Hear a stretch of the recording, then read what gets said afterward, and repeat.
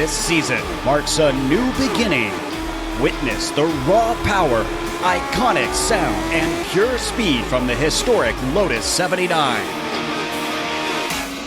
Experience the competition and glory days of early 80s open-wheel action. Watch as drivers wrestle these ground effects cars into submission. Drivers will face off wheel to wheel. For some, it's a chance at redemption. For others, an opportunity to make a statement. All sharing the same goal, to be crowned champion. Who will be victorious tonight? The Lionheart Retro Series presented by DMLC Racing Channel starts now.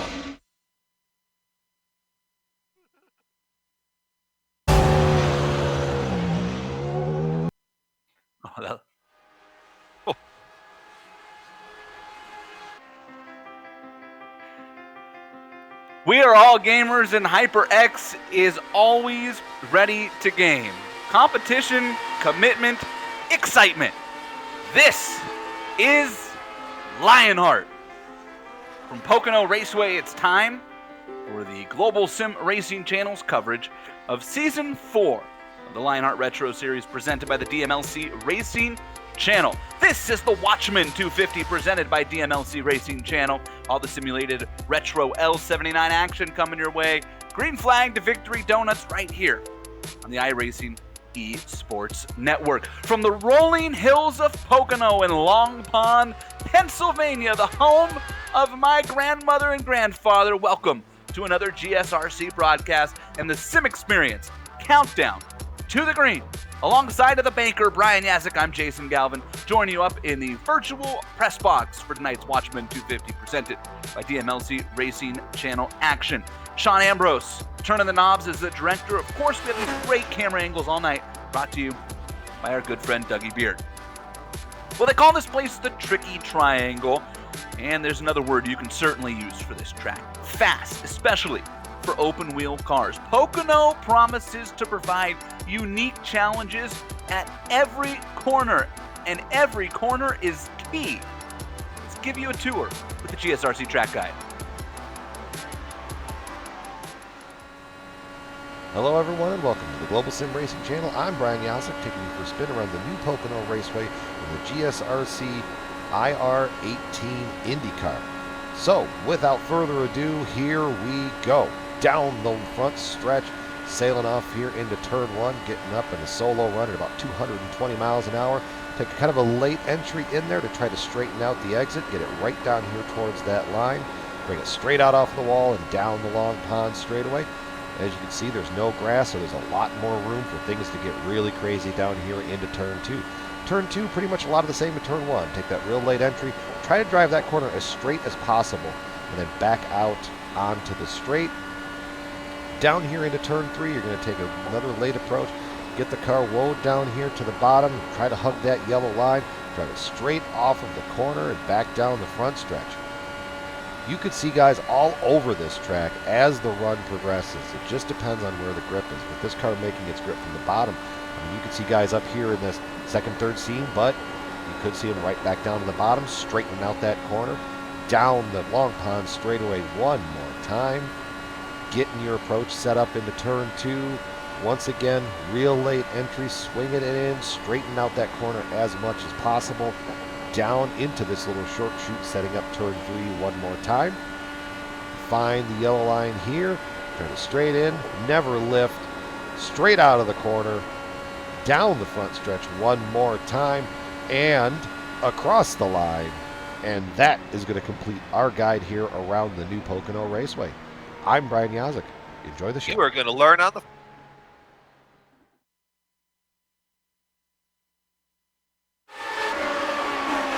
And we'll welcome back in my broadcast partner, the banker, Brian Yazik. And yes, Pocono, I know it's a track you and I both love to race at. It's so unique, probably one of the most unique venues in all of motorsports. And with the way this retro car gets around oval tracks, should mean this race should have a little bit of everything.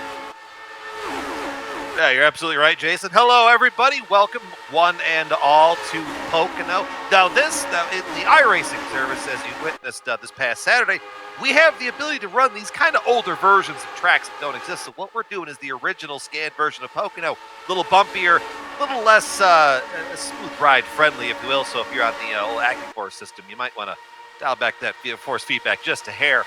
But you see here, 3 turns. Now, to me, this was the original Roval before Roval became the fun word.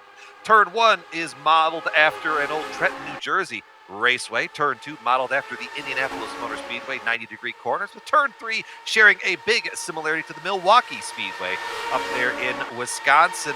Just that long corner, and that is going to be the corner to keep an eye on, because that's where runs can live and die just on a dime every single lap. And when it comes down to it at the end, Turn 3 is probably going to be the corner that you want to be the best in.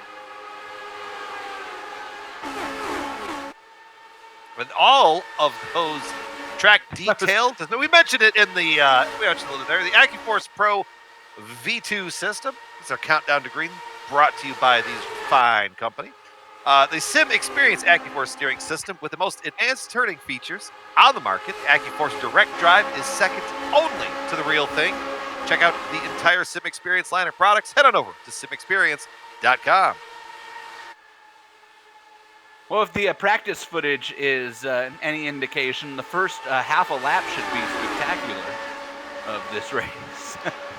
Yeah, we're getting practice on where the reset button is. Yes, that's what it seems like so far. All these drivers are finding the different ways. You know, sometimes you fool around in practice and you figure out what doesn't work. I think everybody is really figuring out what doesn't work. What do we call that? Limit testing, right? Yeah. Good time to take a look at the point standings here on the season in the Lionheart Retro Series, presented by DMLC Racing Channel. And it is Sage Karam leading the way. He's got a 25-point lead over George Sandman right now. Ryan Otis, the defending series champion, just 3 points behind Sandman. Alex Saunders is 55 points back in 4th, and Aaron Morgan 63 points back in the 5th position. Of interesting note here, let me just quadruple exclamation point double check this here. Yes indeed. Alex Saunders, I understand, has stepped away from this series. So 4th place in points becomes a lot more open now, and that's going to open up the door for a giant group of drivers there. You see from Aaron Morgan all the way to Jason Bossy. That's 5th to 9th. Less than 20 points separating them on the season. And we take a look now at the HyperX team standings, and it is Raven Motorsports Silver with the trio of George Anzaldo, Travis Jagerlenner, and the aforementioned points leader Sage Karam, who's really carrying the weight there as the points leader. 22 up on the team of Dustin Wardlow, Ryan Otis, and James Paulson. That's the Raven Motorsports Black crew. Senrock Esports sits P3 right now. It's Jason Bossy, Ryan Corns, and Finian DeCuna. And that team is trying to hunt down one of the 2 Raven teams that have dominated this series over the last couple of years. That leads us into the Rookie of the Year standing, presented by Butt Kicker. You got Richie Hearn jumping up to the top spot, but don't look too far as you see Trevor Malone is 2 markers back with classy Jason Bossy. That doesn't rhyme. I'm going to make it work. Back there in the 3rd spot. You see points between 3 drivers. And that's so far pretty impressive here. Now, this is still round 5 of 18 scheduled on the docket, so there's still wiggle room there. But after the diverse courses we've had, to see the top 3 only 4 markers apart, it's really interesting. Then even look back a little bit further. You've got Chris Reagan in 4th, and just behind him, you've got Tommy Ryan. So there's another 5-point gap, and still, after a good race, that could close those points up even more. Ricky Harden back there in the 6th spot. Michael Kangaroo Gray 8th. You see Sam Crow. Sam Crow. Sam Crow. You know, Sons of Anarchy, if you go back that way. Sam Crow back there in the 8th. Everybody laughs at me. Yeah, Scotty McClellan's there at 9. It's funny. I mean, when you're riding on this road, you know. I mean, when the driver's name matches, it just works. That's true. And then when you doubt yourself live on air, That doesn't work. I've done that once or twice on various 3 and 4 letter networks. Let's put it that way. I should have just stopped talking after class Jason Bossy. That's about it. That was all you had in you tonight, huh? That was it. Those little WWE reruns I've been watching.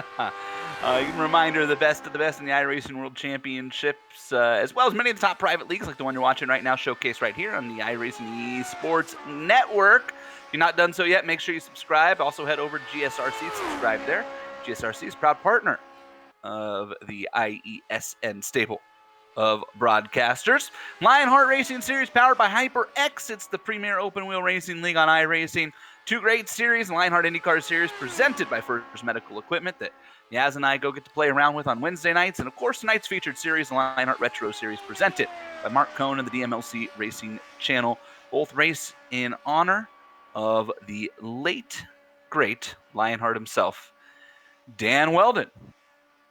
The one and the only. Now, we did mention it a little bit earlier in the broadcast. We've got our series details to take a peek at, and these are brought to you by our friends at Minus 273.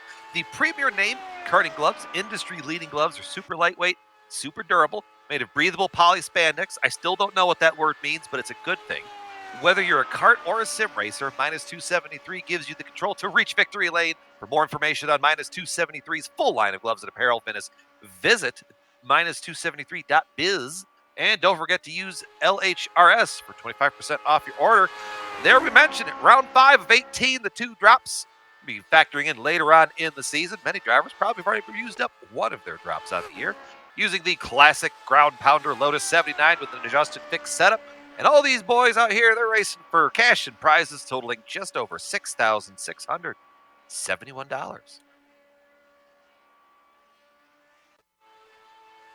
Let's take a look at the weather for tonight's race here at Pocono. Mostly cloudy and an air temperature of 74. Track temp's 94. Going to keep an eye on that, especially with the mostly cloudy feature. It means if the sun pops out for any amount of time, it could really change track temp. Wind southwest at 5 miles an hour shouldn't have too much impact on anything. Same with the humidity there at a decent for Pocono in the summer, 65 degrees as we are qualifying right now, and currently it is classy Jason Bossy. I'm stealing it. Works from out perfectly. Yeah, well, you know, I'm just sitting here thinking, we got cars and they're qualifying. Get it? You get where I'm going there?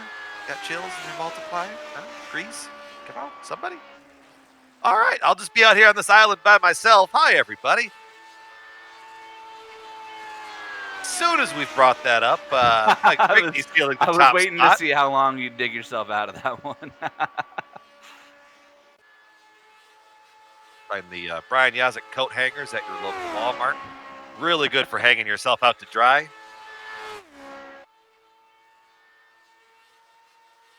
This is Tom Dreiling coming across right now, Rishi Hearn's new teammate.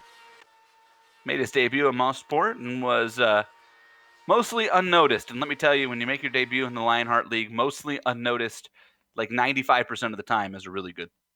Yeah, I mean, that's when you look at it. If you don't want to be the new guy that comes in and wrecks everybody, then you get that kind of reputation going. So yeah, settling right in, right on your first race, not making any noise. That's not a bad way to be, as we see David Altman decide to give it up there. Bruno Mirandia, already I would probably say hard luck award of the season. Absolutely, yeah. Bruno, I forgot to check in on him. Yeah, this might be something I get a chance to do depending on how this race plays out. Bruno at one point was, I don't think he got into the top split, but he was real close for the fixed Indy 500s last weekend that iRacing had put on. I'm pretty sure he was at least into the second split on time, so I meant to take a look at that and see how he did. Now, I ran a second split on a Sunday morning, and he wasn't in that race, so maybe that means he got into the first split on Sunday morning, but either way, it'd be nice to check out as qualifying comes to an end. By the way, Brian Yazek, champion of a fixed Indy 500 over the weekend, iRacing. Thank you. And Jason Galvin, champion as well of the Sunday split there. That happened, yeah. It did happen. That was, man. It was kind of crazy. Beautiful. A little surreal, to be honest with you. Yeah, so both of us were a part of that. And want to mention here, before we get through the grid, because we do have some time, David Cordy is addressing it in race control right now. We don't have the ability to take that audio, but if anybody's followed the Lionheart series over the last couple years, especially on the IndyCar side, you're familiar with the name Tyler Graff. He's a teammate of Brian and I's over on the IndyCar side with Loud Pedal Motorsports, and was supposed to be running tonight because he was going to run all the ovals, the Triple Crown races, at least here in Retro. Tyler's a league admin. He does all the graphical work, all the great logos you see in both series for the different races.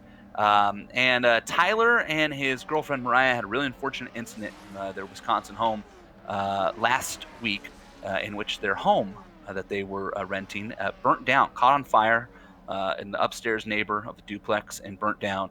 And thankfully, Tyler and Mariah and all their animals were able to get out, and a decent amount of their valuable possessions, but they lost a lot of things, furniture and clothing and whatnot. And David's addressing it right now. I know he's thanking everybody. Just wanted to say how proud we are here with the Lionheart series of everybody in the league that came together and in a matter of 48 hours raised well over $3,000, almost $4,000, in fact, for Tyler and Mariah to find a new place, move in, get settled, and replace all the possessions that they lost. So if we have any drivers out there that are watching that contributed, just want to thank them, and certainly the ones that are in this race as well.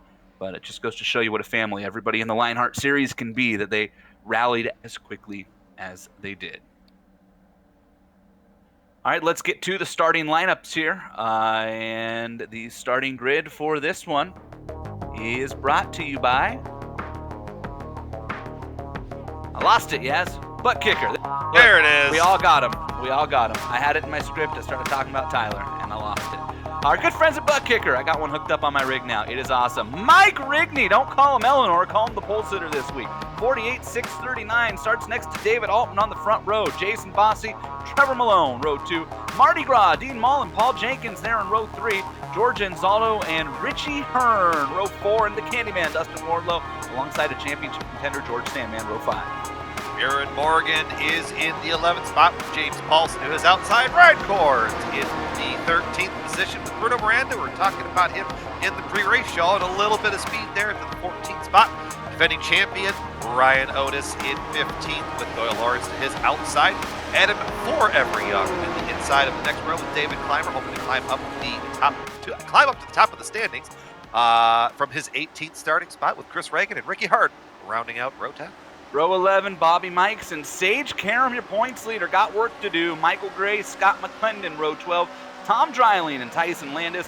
Little Trey and Lionel Callisto did not take a time along with Tommy Ryan. Scott Holmes and Finian DeCunha, none of those cars took times back there in row number 15.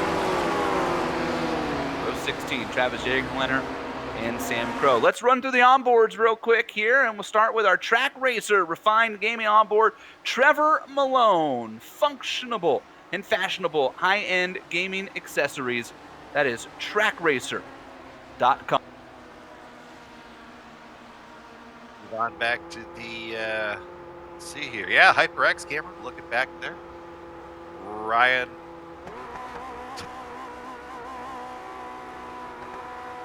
Here we go.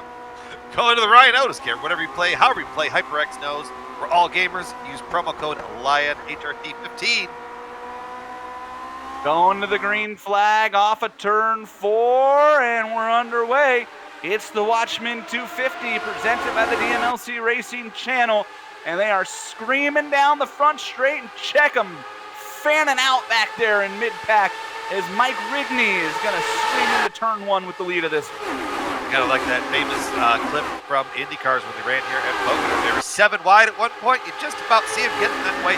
Then you see that very wide turn 1. Cars funneling off there. The top lane of the corner is going to be the preferred groove, at least early on, to try to get that draft from the cars ahead as they work their way towards turn 2. Mike Rigney maintaining the lead right now on the inside line. David Altman trying to work to the top side as they head towards turn 3. This is the slowest corner on the racetrack, and it's awfully wide, but you need a good exit to get that big run off. Well, and especially with the front stretch that's long enough to land a plane on. I say that because they did it back in the 80s with which was a strange time in the universe. But you get that huge run, and you're trying to set up all this momentum towards turn one as you're looking around, and everybody just kind of funnels into the same corner, and then kind of accordions out as we almost have contact off of the corner. Trevor Malone up to P2, made a move on the outside of David Altman, and behind them it's Bossy and Paul Jenkins, and Jenkins going to get the pass done in the tunnel turn he's looking for.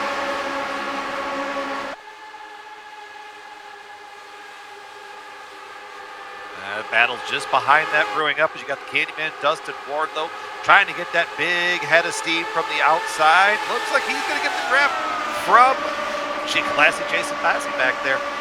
But Sandman going down there just behind it, making it very interesting as they head off going into turn one. Wardlow going way up to the high red district. He's going to get Maul, and he's going to get a heck of a run off the corner to get up towards that battle between Bossy and Jenkins. Here comes the Candyman inside of Jason Bossy. Let's take a look on board with George Gonzalez, the -273 on board. It's durable, breathable, lightweight racing gloves. Use the promo code LHRS -273.biz. Boy, went on board with George and he was inside the top 10, and he is going backwards right now as they head on down into turn 3. Now looking at that battle up there for the third spot again. Look at that big head of steam down the front stretch. David Altman has that position. Paul Jenkins going to be getting good. Good head of steam. These ground pounders cars, the downforce it produces these big runs. As you look just behind him, they're going to try and stack up 3 wide. And don't look now, but off of turn 2, we have a battle for the lead brewing for the first time here in this one as Trevor Malone has closed in on Mike Rigney. Malone ran the fastest lap of the race so far last time around, and there it is. Malone sneaking inside of the 00 of Mike Rigney. Can he get the job done? Not right now, and instead it opens things up for Altman to scream back by on the outside. Look at that run on board with Trevor Malone. Looking down this long front straight. Trying to figure out your run here towards turn 1. Get yourself set up in the right spot. He's going to try to take the higher route there. Definitely the longer way around, but it does try to keep a little bit of clean air to that nose, which these cars in the run do kind of need. But coming off the corner, you had Jenkins trying to get up behind him there. Jason Bossy came up off turn 4 just behind them and was in the 5th position, and if he didn't hit the wall, boy, did he come close. And as I take a look, no, he didn't get it, but boy, he had a big old lift, and that could have been super ugly. And right now, yes, that looks like it might be the biggest trouble spot on this track for these drivers. Is coming up off of turn 1, it seems like it gets really, really tight. And if somebody gets up there and gets out of the throttle in this car, first off, it's difficult to not run them over if you're right behind them. But second off, as you know, Yaz, you can't get out of the throttle too much in this car because it'll go snap on you real quick. Well, absolutely. And plus, as we talked about several times this season, as we're going back looking on board with Richie Hurd and the DMLC Racing Channel on board. Good little battle back there, but you see, yeah, you got to get up into that. I lost my spot here. Yeah.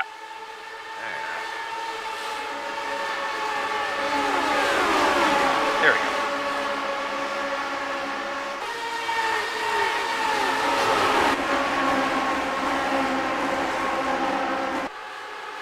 See everybody fanning green. Yeah. Yeah, everybody's starting to spread out here, Yaz, on lap 6, coming to 7.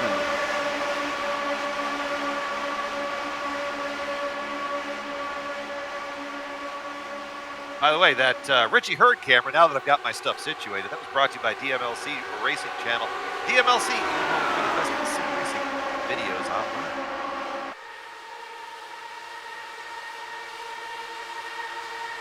Marcone had good videos up there last week when we ran Barber in the IndyCar Series. An adventurous week, to say the least. Got to run with TK a little bit there in practice. It's cool if you're new to the Lionheart Racing Series or you didn't catch the IndyCar race last week. Not just Sage Karam now running in the Lionheart Series as we jump on board here with Ryan Otis, defending champion.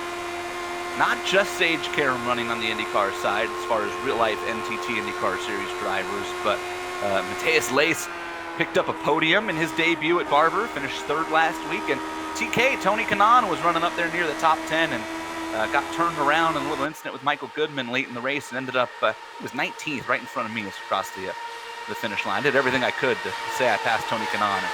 I kind of have to wait for next week at Motegi for my opportunity, yes. Yeah, I think you and I both looking forward to Motegi after those runs at Barber. Where, oof. Actually, you and I at Barber, not to talk about us too much here, but we were two of only 4 cars that ran the race with 0 incident points. Well, the scary part is, a second and a half. And on a road course, a second and a half is a pretty decent enough gap. That was like first through 20-something to qualify. Like, it wasn't like first through 10th, you were like 4 seconds off of that. Crazy how tight the field has gotten on the IndyCar side of things, for sure. Well, speaking of getting tight on the racetrack, you got Dean Wall back there. He's getting a good head of steam up towards Sandman, but then at the same time, the Candyman is lurking back there, just trying to kind of find the right spot. It seems like Dustin, he's got a little bit of room around him, so he can kind of explore a little bit, or just send it down to the bottom of turn 3 and not listen to what I'm saying. Coming up to lap 10, that means we're 10% into this race, and what do you say we check in on the points leader, who started way on back there by his standards. And Sage Karam has moved all the way up to P9 already as he tries to run down these 2 cars. Dustin Wardlow and James Paulson. You're riding on board with Mr. Karam right now. Another Indy 500 champion. Right, Sage won top split on Friday night. Lionheart was well represented, not just as far as entries in the field, but wins and podiums. I know Nathan Lewis, I think, was second in that race. Brian Beard, I believe, was 4th in the top split Friday race. So Paul Jenkins had a 7th place finish after getting in a wreck early on. Big Joe led a bunch of laps in both of his races. Lionheart, and I'm sure I missed a bunch of drivers there. Man, that Lionheart series really had a good, strong weekend.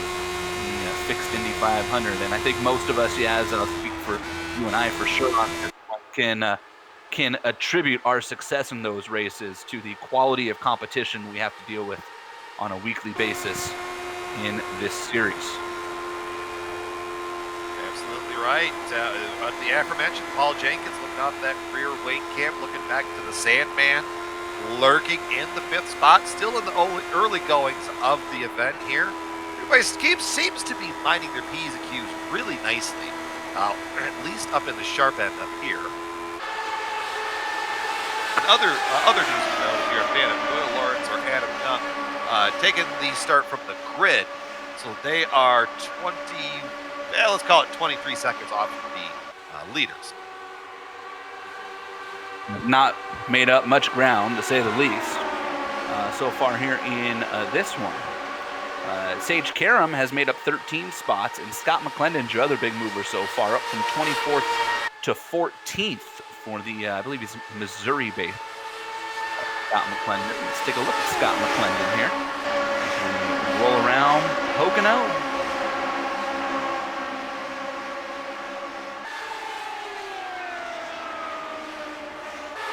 Fuel window's 35 laps, by the way, so we are about a third of the way into that. Let's take a look at the butt kicker race analysis.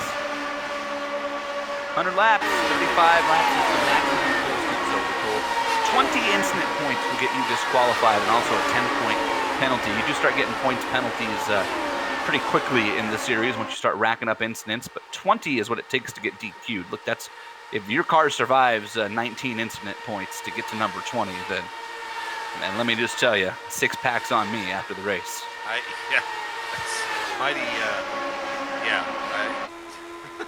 if you 20X, especially in this car, at a high-speed oval, like, good luck with that. We're just looking back there at that battle. Richie looking at the battle inside. Oh, put it out! Still wrecking.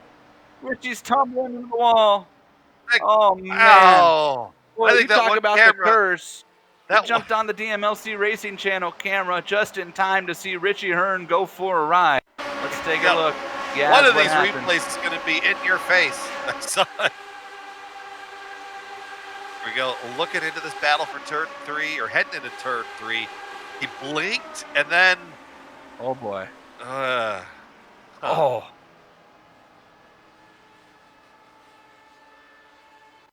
Man, who was that plowed into him there, Yaz? I got to go check on that. It was looking car. Yeah, so that had it couldn't have been it couldn't have been Bossy, I don't think. Bossy was ahead of it. Corns? I was thinking it might be Finian, but I think Finian's pretty far back. Finian is pretty far back. But if it, I mean, could have been entire net code. It was. I think it was Ryan. It was Corns, because then you look just back there. Tyson Landis perfectly fine. Tyson Landis went through a spin. It's set up there, I think. Let's go look at Ryan Korn's car if we can, Sean. Because let me tell you, you saw it on the replay. Ryan Korn's broadsided Richie and sent him tumbling into the catch fence.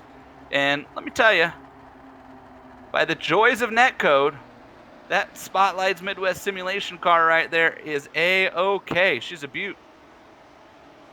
A little bit of a split strategy here under this first caution. We're just talking about it just before it with the fuel stints and 35 laps, to a tank. We've got about half the field coming to take fuel right now. And who's taking tires? That's the real question. Oh, we got 2 cars that went up into the air. Sandman's rolling. Rigney's rolling. I think a lot of fuel. A couple other cars taking tires. It doesn't matter. Probably didn't get that warm. But we're on lap 15. So if you try to run the numbers backwards, I don't think it still works out, but it could, if it runs green, it could be a critical advantage at the end of this race. Well, interesting to note, David Altman took tires, Yaz, and still beat Mike Rigney off of pit road. Yeah, it was that a is long impressive. stop for Rigney. I noticed that, but I only noticed it as I was talking, and I couldn't break my train of thought because we've seen clearly how that ends in disaster tonight already. It's very odd to see somebody take tires and gain a spot in pit road in this race car. But it did happen, and the lights are out already because we had nobody a lap down, so we're going to go back to racing here. On lap number, it'll be 16 when we take the green. Trevor Malone is your leader, followed by Dustin Wardlow, James Paulson, Ryan Otis, Sage Karam, Georgian Zaldo, Jason Bossy, Bruno Miranda, Chris Reagan, David Clymer, Aaron Morgan, Bobby Mikes, Ryan Korn, Scott Holmes all stayed out. David Altman is way back there in 15th place as the green flag comes back out as the first car that pit. And we're back to racing in the Watchman 250 presented by the DMLC Racing Channel. And it is Trevor Malone who is out in front of this one for the first time.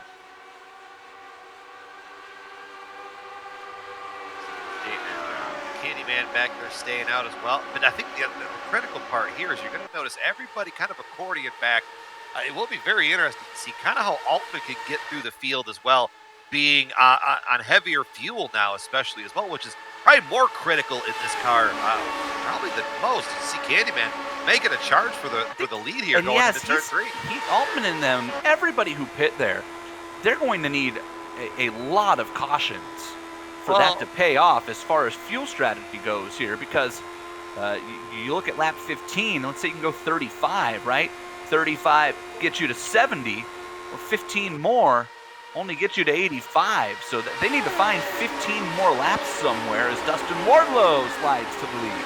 But you know just as well as I do how fast this car is at the end of a run when it's light on fuel. I think that they're probably going for the over here and maybe take that last stop and make it as short as possible as well. So couple of interesting things kind of spiderwebbing their way out here in the early stages of this race.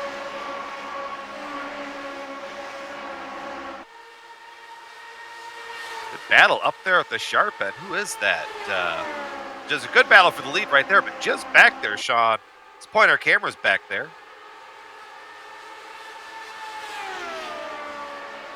back a couple spots back from where we are. Back battle now for the 2, 3, 4.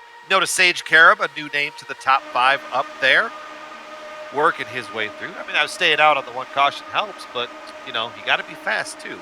Sage has got a good balance of both of those things. Makes him pretty stout on these facilities. See a long line stretch of cars, not really working out too much for Altman, who is still sandwiched in the 15th spot off of pit road.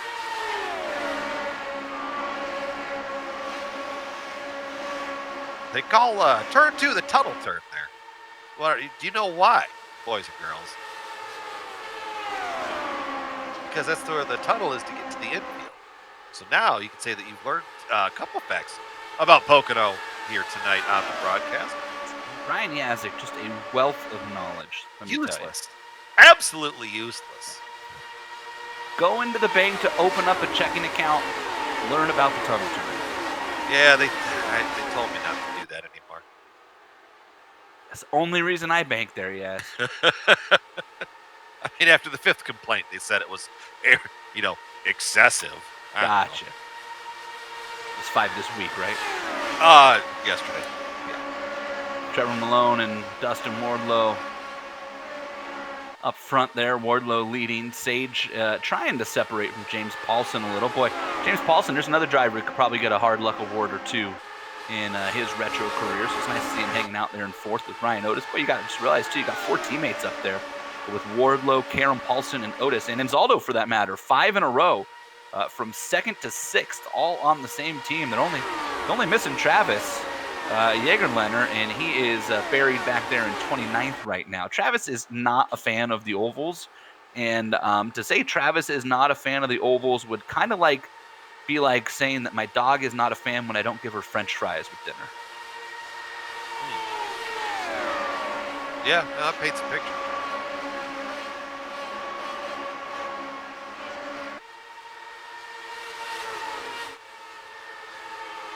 Take a look at the driver profile here now, Jason. Driver profile this week is a driver who's had quite a start to the season in the Retro Series, Mr. Aaron Morgan. Aaron rolling around right now back there in the 11th position in that 48 car, the 104th Ace Company entry. 15 career races, got 6 top 5s, 10 top 10s. First start with Barber Season 2, best finish was 2nd at Michigan in season. Guess what? He has been up there competing for podiums quite a bit as of late, and has a good chance to move up into the 4th spot in the championship standings, at least, behind Sage and Otis. As we got a battle for the lead. Sandman part of that championship battle as well, I was going to say, but Dustin Wardlow and Trevor Malone were getting awfully racy before they got to turn 3. Well, you notice enter player 3, Sage Carob. We're just talking about him. Yeah, he's getting closer to that battle up there at the front of it as well. Sage doesn't like to ride around. I've noticed that. He's no. He gets he the front, did. starts hunting. He did like to ride around when he used me for fuel mileage at Michigan. Oh, well, there's that. Yeah, shouldn't have let him use you. Well, I cast such a wide draft. It's too fat for the Indy cars. Yeah, there's that.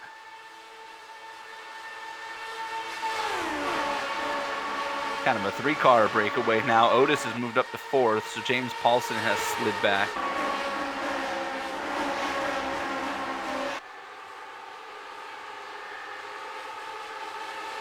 It's going to take a lot of oomph off of the corner there to make that bottom lane work, but if all you got to do is you got to get close to it, and then you just try to hope to side draft down the straight and try to at least keep that momentum side by side going off into turn 1, because then you can really try to get it in on the bottom. Woo, almost didn't work. Bravery almost led to casualty. Trevor Malone really did a great job there, holding off Sage on the top side. Let's ride with Trevor Malone.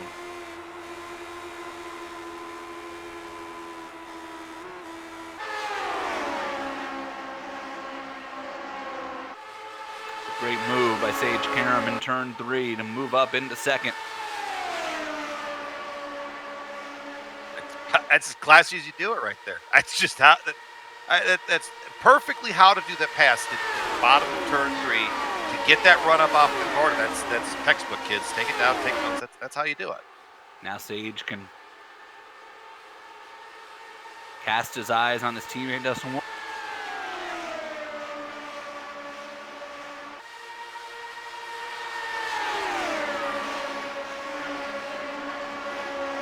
Pocono, it feels like the fun part about Pocono is it might take, especially these cars, a little bit longer for something to generate.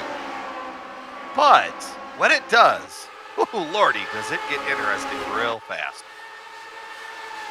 Still have kind of a breakaway here at the top 5. Back to James Paulson. There's a little gap back to George and Zaldo. And George has some company now up there in the 6th spot. And it's, hey, Mr. Hard Luck. How about that? I want to give a shout out to the car in the 7th position right now. Bruno Miranda up from 14th. Boy, we have not had a chance to talk about Bruno much this year when the car is Pointing on forward. all 4 wheels pointing forward. Yeah, that is great to see. But poor Bruno, if you missed Mosport, lap 1, turn 1, and Finney and Acuna spun off the track in front of him, and poor Bruno had nowhere to go but airborne as he launched over the top of him. So Bruno's got to just be happy that he's already seen lap 25 here, as you point out the back now of George Anzaldo, the series founder here in the Lionheart Racing Series, and his -273 on board camera. Sage Karam just typed in Discord, Yaz. What? Like, how? Okay then. That's... I just looked down and saw the Lionheart Discord pop up, and it was Sage Karam text while running down the front straightaway behind Dustin Wardlow. Oh man, you know, Sage told us after Mosport that he keeps a broadcast window up so he can hear what's going on. So maybe on the front straightaway this time around he can reach down and type in how he pulled it off. I had to pull up my phone and look at that. That's impressive. I bravo. wasn't mistaken, right? No, That that happened. Okay. On board with the HyperX camera. That top 5 pack now, and yeah, riding with Ryan Otis here in P4. You know, the first 5 cars had kind of opened up a little bit of a gap, and all of a sudden that has closed up, and we've got a battle for 6th into the tunnel turn behind Otis between Miranda and Anzaldo there side by side, and Chris Reagan is right behind them, and Bruno looks like might get the job done here, Yaz. Well, if you get that run down here and you try to get to the bottom and wash up, that's kind of what you're looking to do. And it looks like George was able to ride that momentum because we got a caution. Oh, it's off of the corner there. One car stopped on the track, but it's a 22. Oh, there's a whole bunch of cars wrecked in turn 3. Oh, that there's a bunch of... just kept going. Boy. Paul Jenkins was in it. Bobby Mikes is pretty beat up, and Scott Holmes is.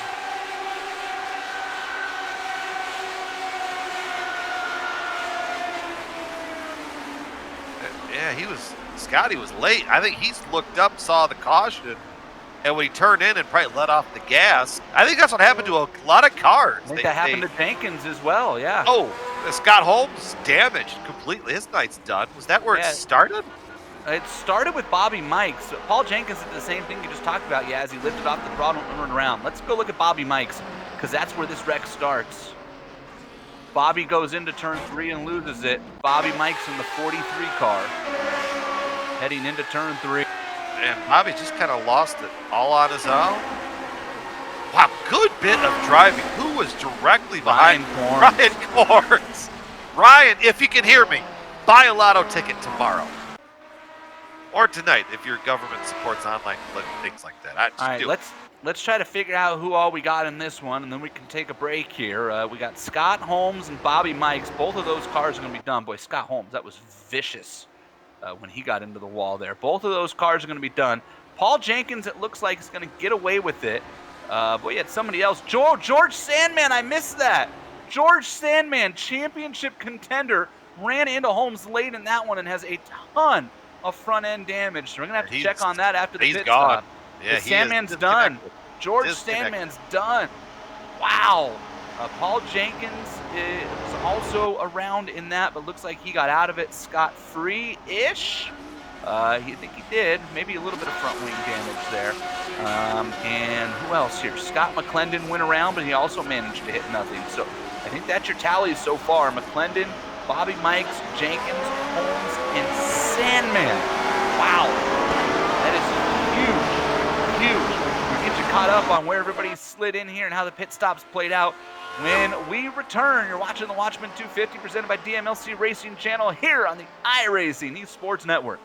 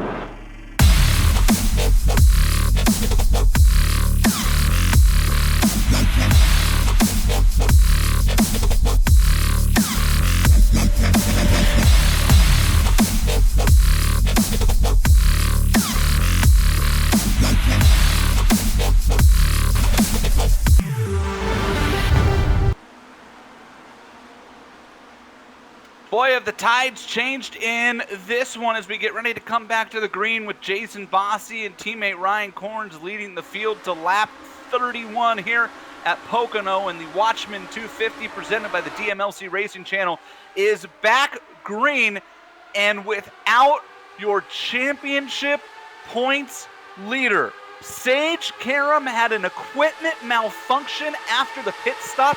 His monitor shut off. He hit the wall. Sage Karam is out of this race. George Sandman was in the wreck and is out. Sage Karam has an incident under yellow and is out. And the door has flung wide open for your defending series champion and Ryan Otis to capitalize here tonight and jump back up into the points lead, or at least assert himself as Sage's ghost right behind him in the point standings, so to speak. Crazy, crazy turn of events here under our second caution at Pocono Raceway. And remember, Otis has slid down in the points a little, Yaz, because he had a rough go of it at Watkins Glen.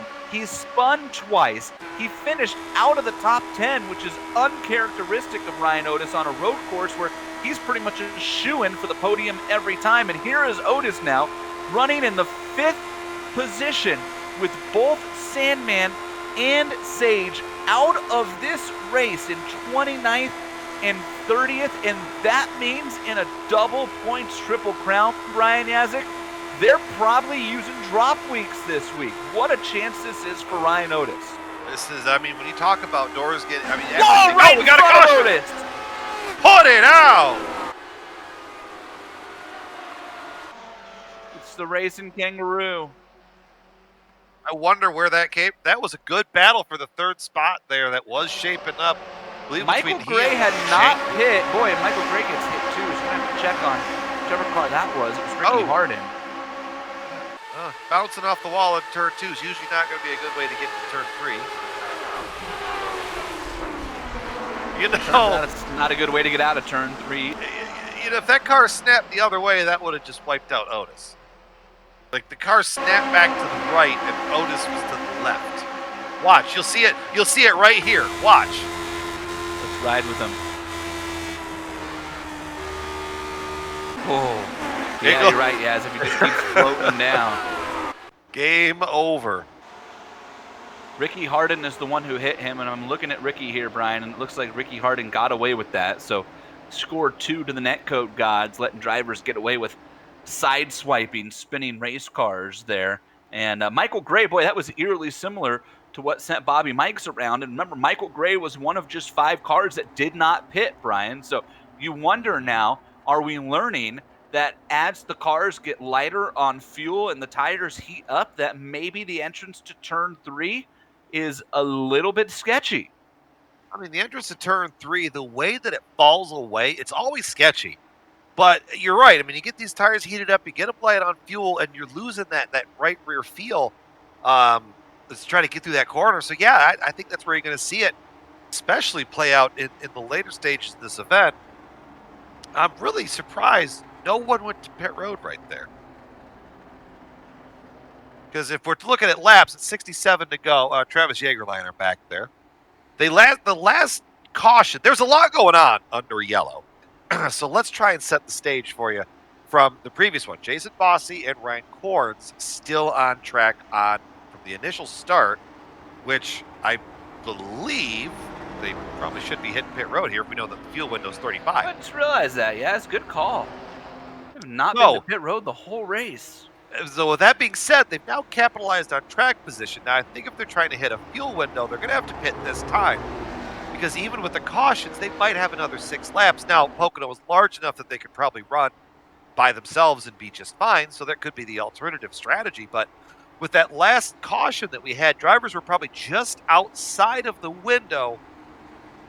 This caution may or may not put them back inside that field window, but I mean, you could have pit right there and alleviated all doubt. Well, you got to think, though, I think there's a strategy here that they're playing, Brian, and that is one of trying to run this thing out as far as it'll go. Remember, 35 is the window on a green flag run, but we've now had 3 cautions. You got to think they can get to 43, 44, maybe. Who knows? Maybe even farther than that. Remember, this car has a clutch, and so you can clutch this car. You know, just like an old Formula One car or an NASCAR. It does not have the quick shift system of the modern day Indy cars, the paddle clutch system. So you're just curious if they can save enough fuel under yellow here, how far they can stretch it out. And even if you don't get yellows to where they one-stop this race, let's say now you get a big green flag run. Well, they're now at the front of the field as teammates. Well, and there goes one of them. So I guess now the same strategy. I was just going to say, Ryan Corns and Bossy, you know, you could pit here and not lose a lap. And I thought maybe that was the strategy where the two of them would pit under green, have each other to draft with, and hope that at some point it cycles out and stays green and they would cycle back to the front. But I guess Jason Bossy just said, no, Ryan, I'm good. Well, here's the split thought to that. You know, because we got to get to these windows. You get to 65 left to go, you know you're good. So now Jason Bossy, he got to take it easy to keep his car safe and run this out. He knows he's good to go no matter what, whereas there is that shred of doubt in a lot of the drivers above him. I mean, if this race runs out green, the advantage could shake out on that side, but I think what Jason probably wanted to avoid being at the far end of the field with no draft and full of fuel, he was going to get eaten up. So that advantage was going to go away. He's out of pit road and closing back in on the back of it.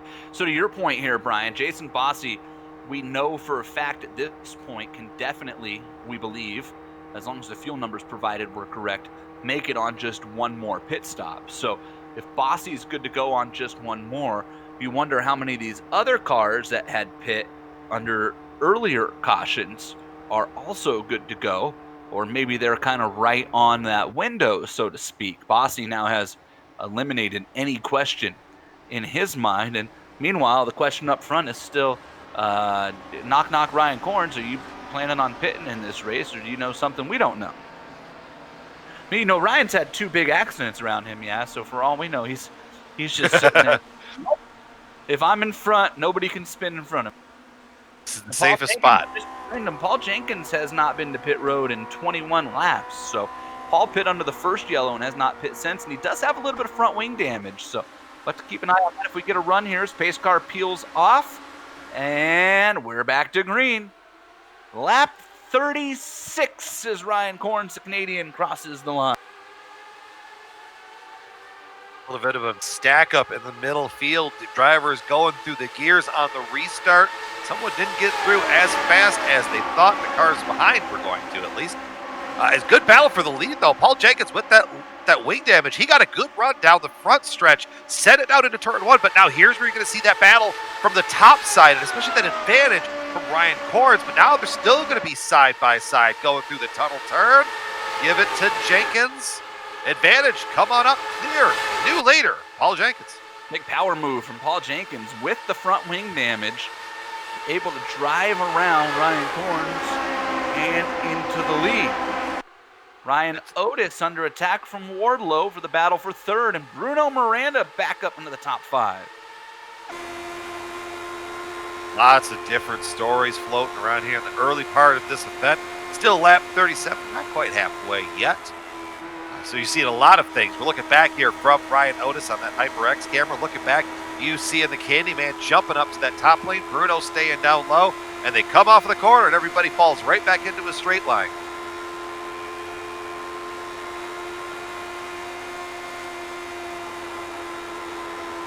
Still looking back there. Just that beautiful, beautiful camera angles that we're looking at. See a good little battle shaping up back there just behind them. But at the same time, Dustin, he tried to make a run to the outside. Let's take a look back there, just a couple more spots. Ricky Harden staying out on track. He has Trevor Malone, Dean Mardi Gras Mall back up into there. Ricky has not been hard in the wall in this one, so that's a bit unusual.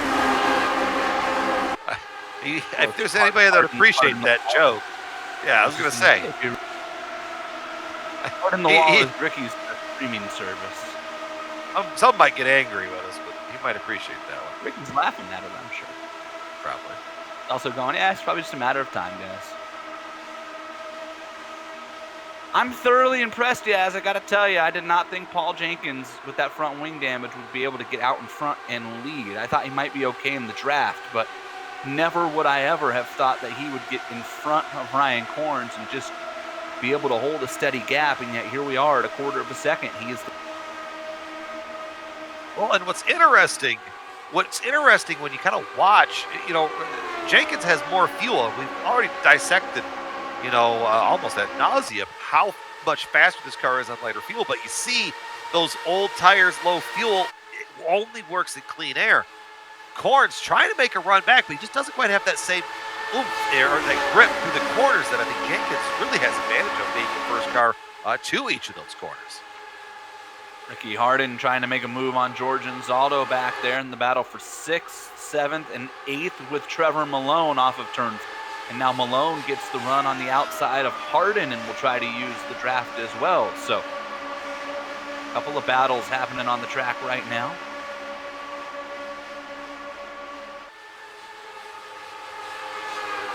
In fact, Trevor Malone going to pick up a spot on Ricky Harden there, and as a result, George Anzaldo really gapped them. As you see him come off turn 4 right there. That was that big gap From 5th on back to 6th, and 6th on back to 7th. You see it on your screen there.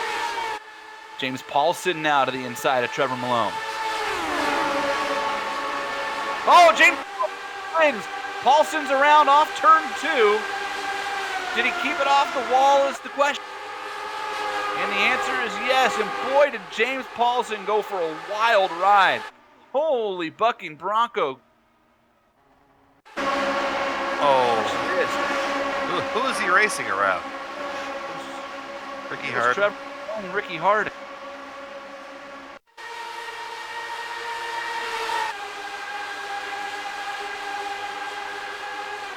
It's Ricky Harden. Yeah, just a little bit of climb the front tire. Thankfully, nobody hit anything. But Can we get an onboard on that one? Let's. James Paulson on pit road as well. Might be some suspension damage potentially. Keep an eye on Paulson as Ryan Corns is catching Jenkins. Boy, the arrow push was real in turn 3, though. He saw it. Remember, Corns is a bit of a science experiment. He hasn't hit pit road at all. So we're kind of seeing just on the far end with all of these yellows and cautions and all of these different things, and just how far you can actually take this. James Paulson is still sitting on pit road. Been some suspension damage potentially. Jumping through the grass like that. I don't believe those cars, I don't think they appreciate being driven like the Dukes of Hazzard generally there. 40 seconds deep in the pit stop. So either way, that's effectively going to end James Paulson's race here. He's already lost a lap. And the lucky dog does not exist in this series. And as the leaders come up off of turn 4, there's no way, or turn 3 rather, there's no way he hold on. And Ryan Corns to pit road. Ryan Corns with the green flag stop. So here it is, yes. He was able to get to lap 42, coming to 43 before having to make his pit stop thanks to those cautions. I maybe would have pitted with the teammate there. But I don't know. I'm holding the microphone. He's holding the steering wheel. We'll see who's right at the end of the night. How long will he sit and wait is the question now. No tires, Corns, he is away. 12.5-second pit stop. And now let's see where he comes out. Corn's back on the track and going through the gears, so he's not going to lose a lap here. As the leader's just coming off of turn 4 and Paul Jenkins.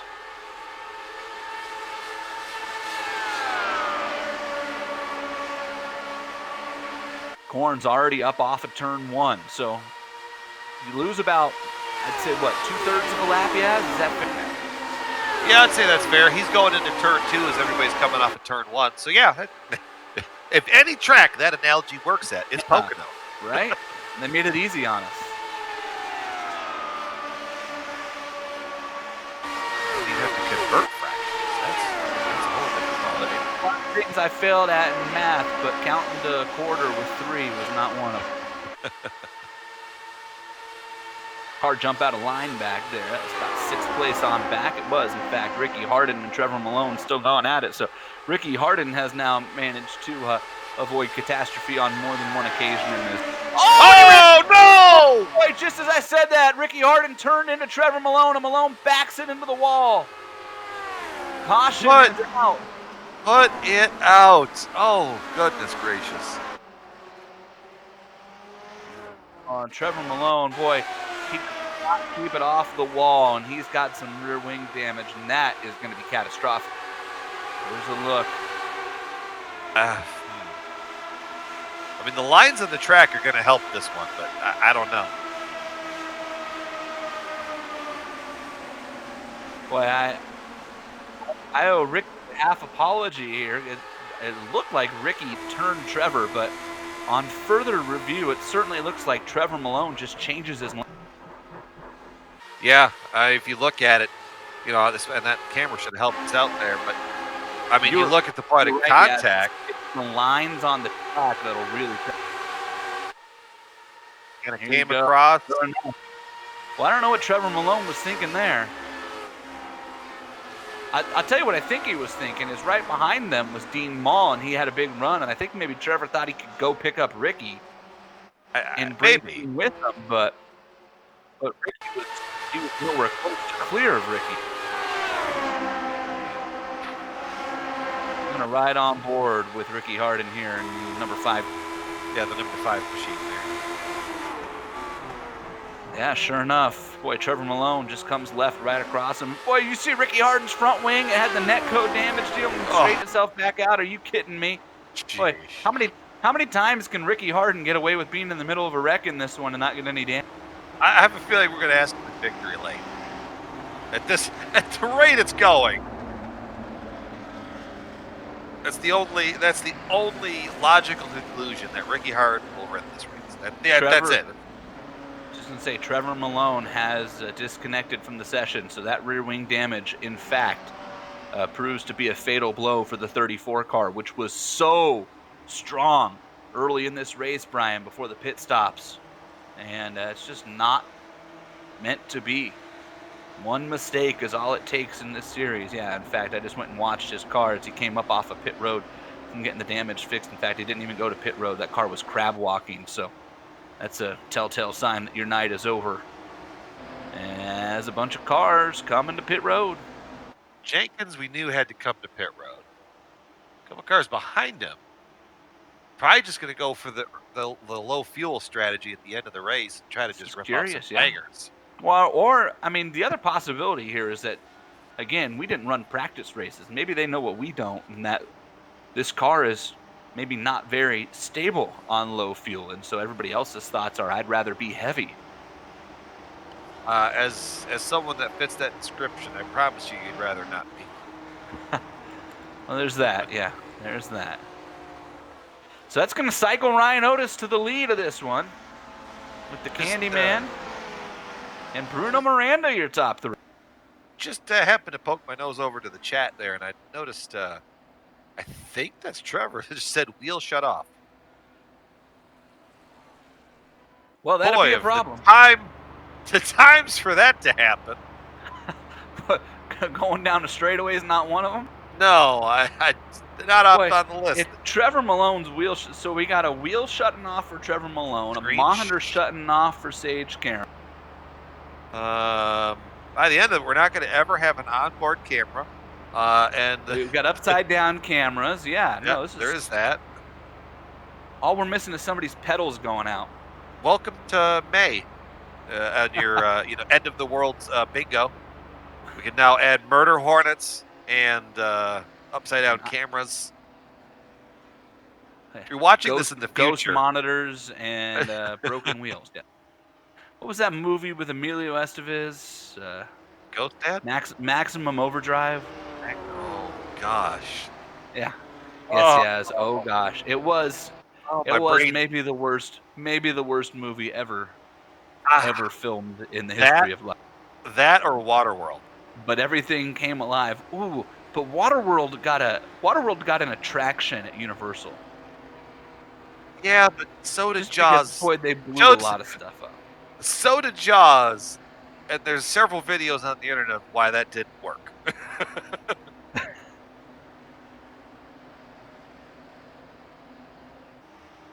Sean Ambrose pointing out in our ear that Maximum Overdrive was indeed a Stephen King movie. I think Stephen King directed that movie, which was also, if I recall, his last attempt at directing.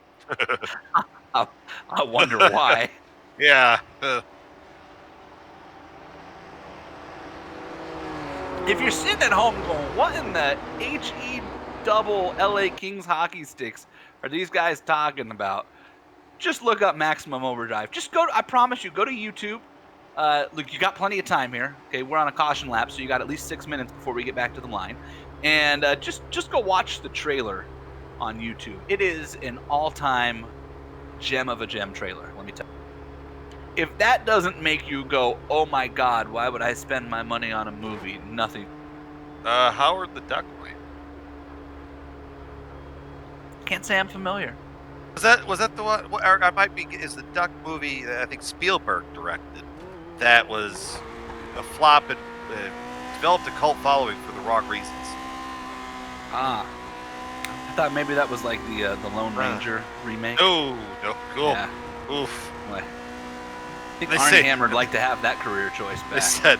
It said water torture is inhumane. Well, here we go. Now we can stop talking about movie critics' choice here on the iRacing Esports Network. Pace car peels off. Ryan Otis trying to reclaim the championship points lead here. Your defending champion brings us back to the green. On lap 49, we're one away from halfway.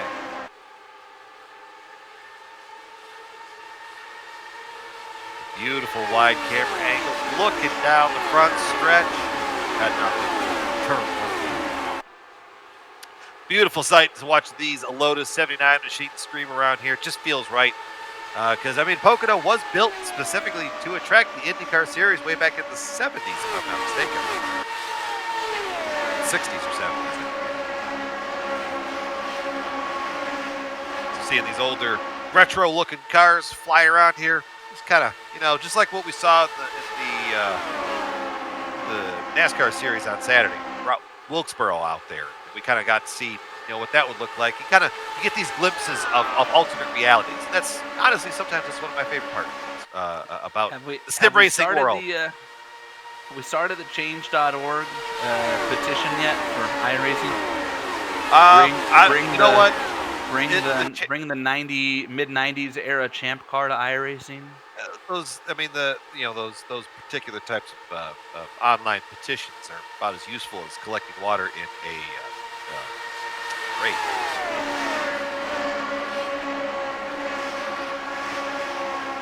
I've signed one. You have? Yeah, one. Okay, that's fine. Did it work? No. I just proved your point, I think. Halfway home here at Pocono. Print out here. Leading Dustin Wardlow and Bruno Miranda. Ironically, we were just talking about movies. My Change.org was about a TV show that I was furious got canceled. First world problem. It wasn't Greg the Bunny, was it? No, it was not. No, it was real world versus road rules. Oh. I'm just kidding about that too. Hey, Chris Reagan up there in fourth. Haven't said his name a lot. So anyways, back at the race. Chris Reagan's up 15 spots. We got a lot of big movers here. About Finian, Mr. I don't ever qualify, from 30th to 8th so far here in this one. The 94 car has made up some. Boy, speaking of mid-90s era champ cars, yes. This one's painted just like one. Pac West schemes, Mark Blundell, I believe, gave.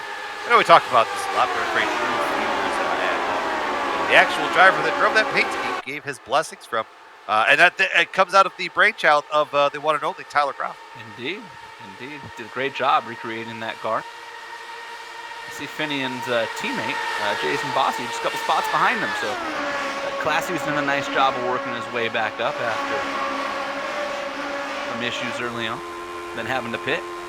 Well, yeah, remember, he was out front trying to take the alternative strategy, and now he's kind of chugging his way back through. Now, he is good to go on fuel, too. So seeing him kind of chug up through the top 10 there, that's that could work out very, very well for him at the end of this race. Just in front of him is Mike Rigney, who qualified on the pole for the first time in his Lionheart career, currently in the 9th position. There's a big gap back behind these cars. Tyson Landis is just behind these two in 11th, and then the gap is massive back to forever. Bossy gets around Rigney.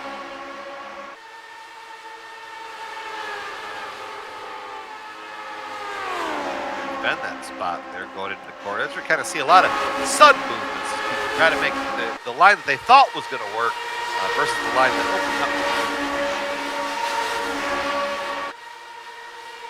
Down that front stretch, though, staying tucked in line. That's the way to go. Now watch him go fanning out here to turn 3. Now they all fell in line. They're a wash. That's real. You watch a couple drivers fade back out there.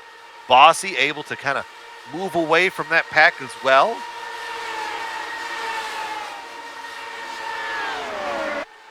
Jumping back up towards the front end of the field, you've got a 3-car battle happening.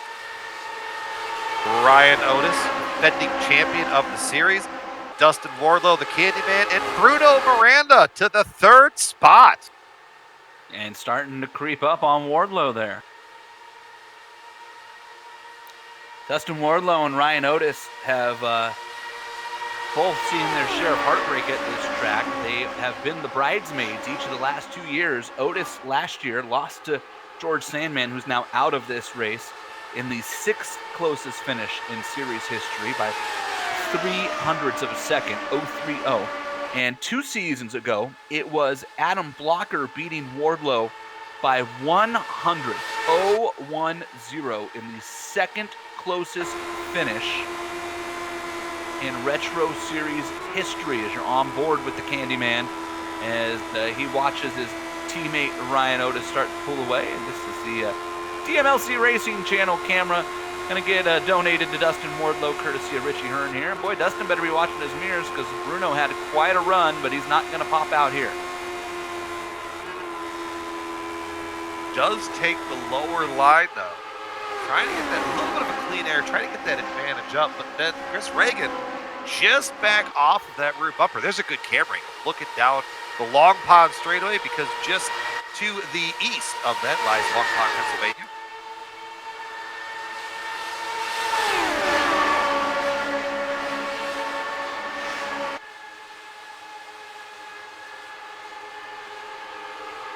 Good little battle. I love these battles, especially with these camera angles, and especially with these cars. We've talked about it a lot. Really good on those wide shots. You kind of see everybody moving around. It's just exciting. It's just exciting to see. I hope you, the viewers at home, on your TV, your phone, your tablet, using your Wi-Fi, your neighbor's Wi-Fi, share the wealth in today's day and age. Watching this good battle here, as you see Bruno trying to head way up the track. I believe that George made a very late move there to try to steal that position away and caught Bruno off guard. Bruno gonna have the push, the arrow push, if you will, in the good way from Chris Reagan coming from behind. George trying to make the bottom work. Woo.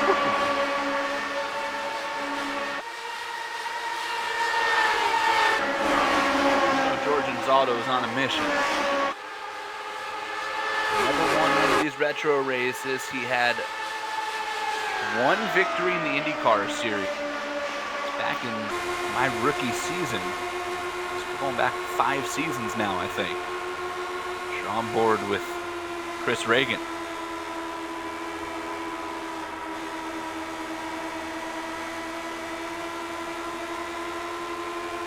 Just love this camera angle. Looking forward from the front end. Camera just down underneath the nose. Now you know why they call these car ground effects cars, huh? Yeah, definitely see it. Oh no, Bruno! Oh, Bruno. No! No, don't do me like that. Oh, no. Come back, Bruno. Bruno. Come back, Bruno. Bruno. Oh, no. Man. Did we not totally already dub him? We got a battle for the lead? No. Yet. Dustin Wardlow. Oh, Bruno.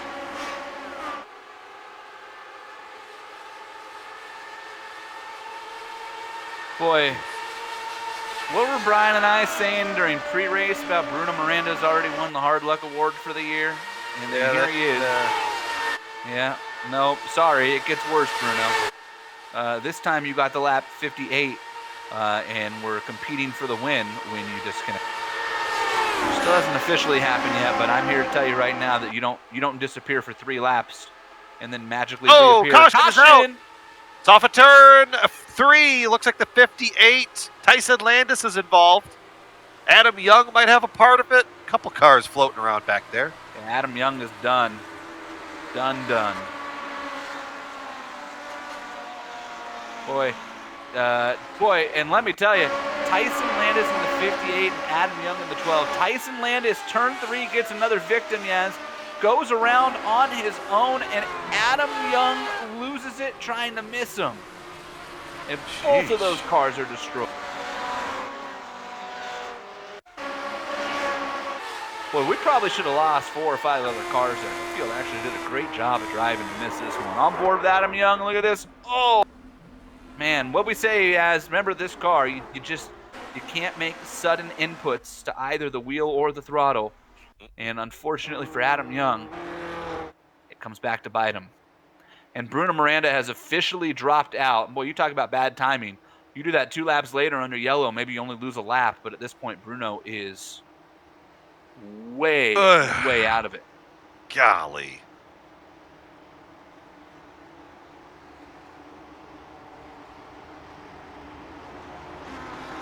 "41 laps to go here, Long Pond, Pennsylvania. Just outside of the fuel window, but, well, maybe." Because we saw earlier, was that Corn? Yeah, Corns play the really long fuel strategy, and here comes everybody. Almost everybody. Oh, Corns. Is that Corns who stayed out? Or no, Bossy. Bossy and Corn. Bossy and Corns. Oh, man. And Altman. And a couple other cars. Still trying to figure out.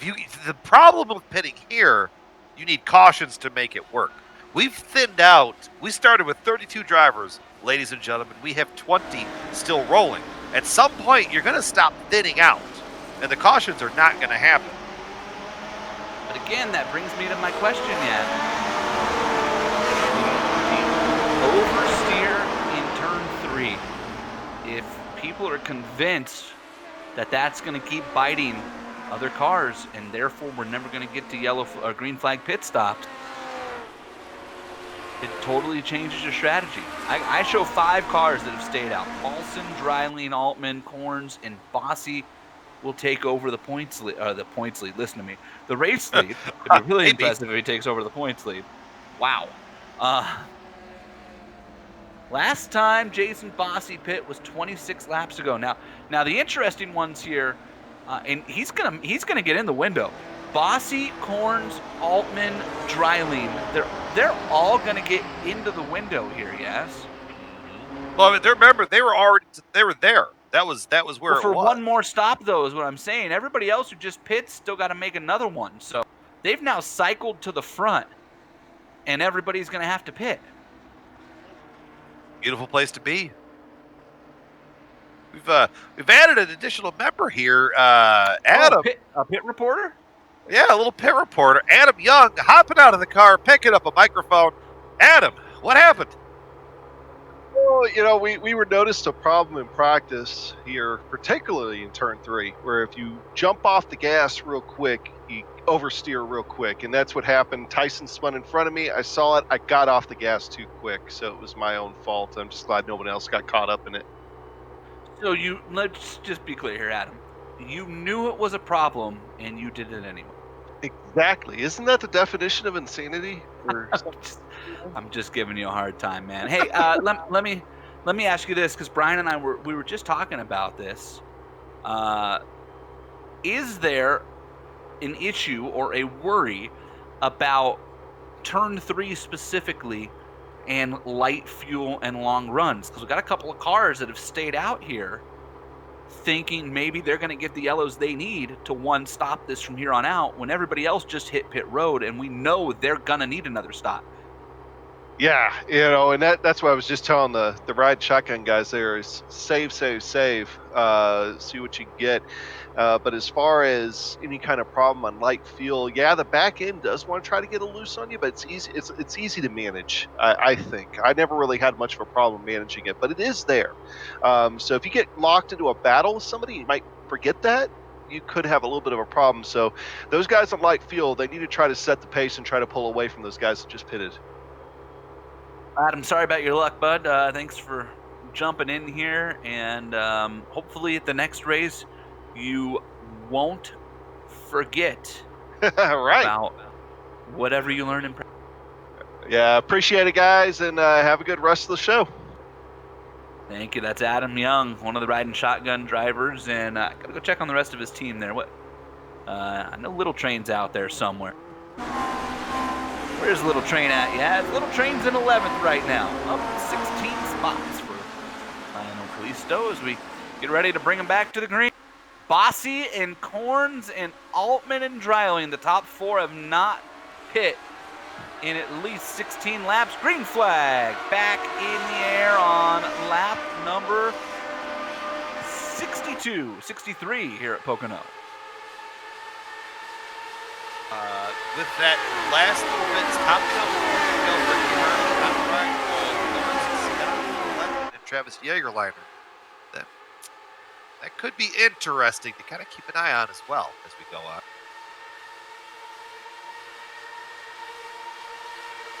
Now it comes to it's the trade-off.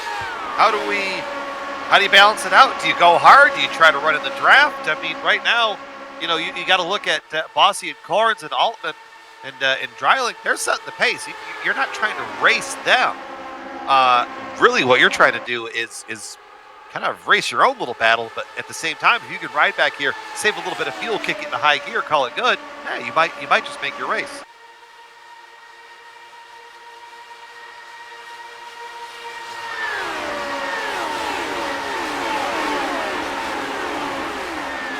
But Bossy and Corns doing a good job working together in turn 1. You notice one car go high, one car go low. We saw that with Wardlow and Otis earlier as well. David Altman has opened up a gap to Dreiling, and then behind Dreiling, boy, George Anzaldo just about licked the stamp on his teammate Dustin Wardlow. Did I mention that George is antsy to win one of these things he has? I think we can see it.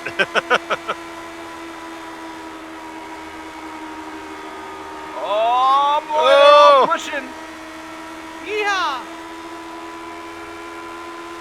Minus 273 on board with the Lionheart Series founder, George Anzaldo. His teammate Ryan Otis took a look, hopped back in the line, the head off into turn 1, and look at them fan out 3 different groups through turn 1 to try to keep some air on the front of those race cars.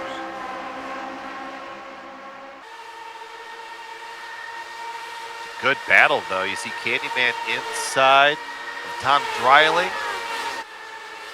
Dreiling trying to take the longer strategy around here. Now, the other thing you're noticing, those teammates up there out front, they have checked out. 2nd and a half over the 3rd spot.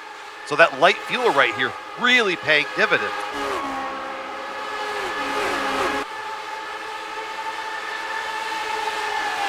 None of these cars back here seem to care about the lead right now. They just are in a good battle with each other, trying to sort everything out. And up into turn 1, everybody falling in line, playing nice. Then you see everybody just fan way out into turn 1. It's a beautiful sight. I know I've said it several times tonight. Watch out, turn 2. Dreiling got real tight. Otis is going to get him cleared halfway down the straight.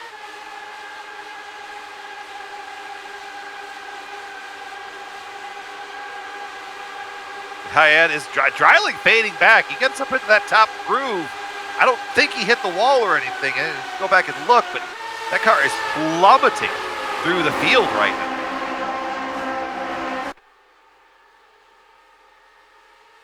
Kind of stabilized off, but man, he went from 3rd all. Good battle out front for the it was like 4th spot there. David Altman and the Candyman.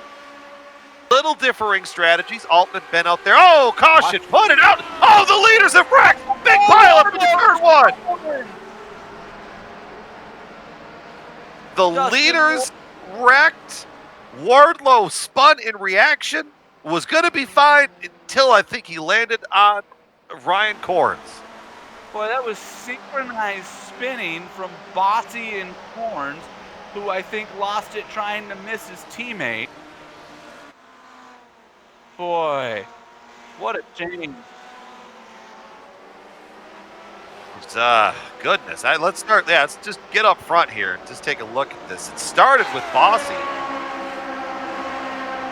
Wow. Just what we've seen. There's a lot to that here, yeah. There's a lot going on here. And you're going to watch. I'm just, you know what? Just enjoy. Just watch.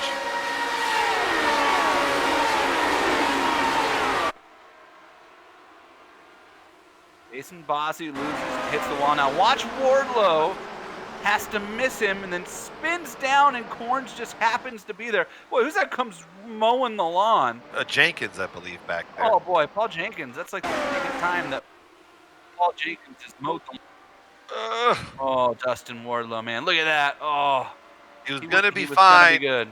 until he wasn't. Wait, Wardlow and Corns both were gonna make it through that until they weren't. So eliminates fuel strategy from here. Oh boy, Dustin. He had to lift off the throttle and make a move, and around she went.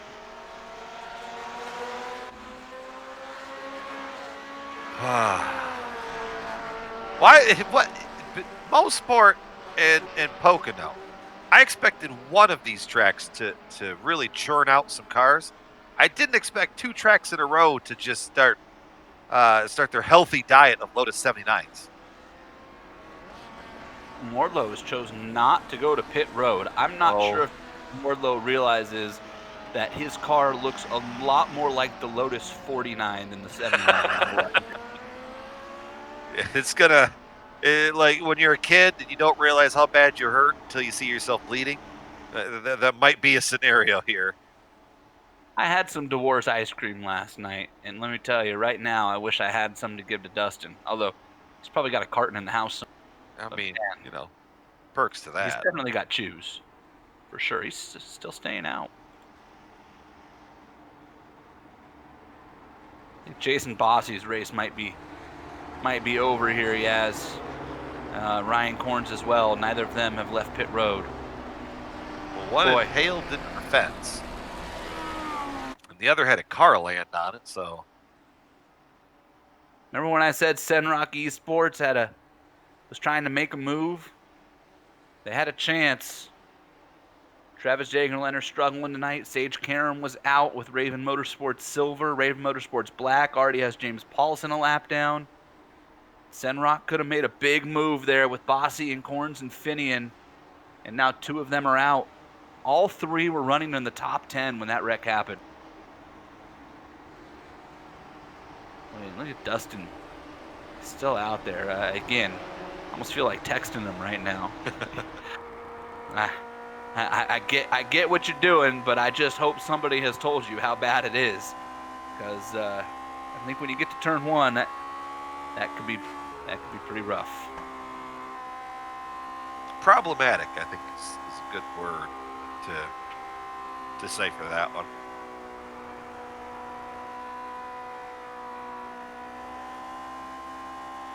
Well, now that we've got fuel off the table, George Anzaldo, hey, we're just talking about that, series leader, or race leader, series founder, race leader, Ryan Otis in second. Through all the chaos there of cars spinning and going every which way, George found himself in the right lane to be in. That'd be a feel-good story if Georgie got one, wouldn't it, Jason? It sure would. I bet he'd be pretty speechless. Or and George is not speechless much. Or he would either be speechless or John Force.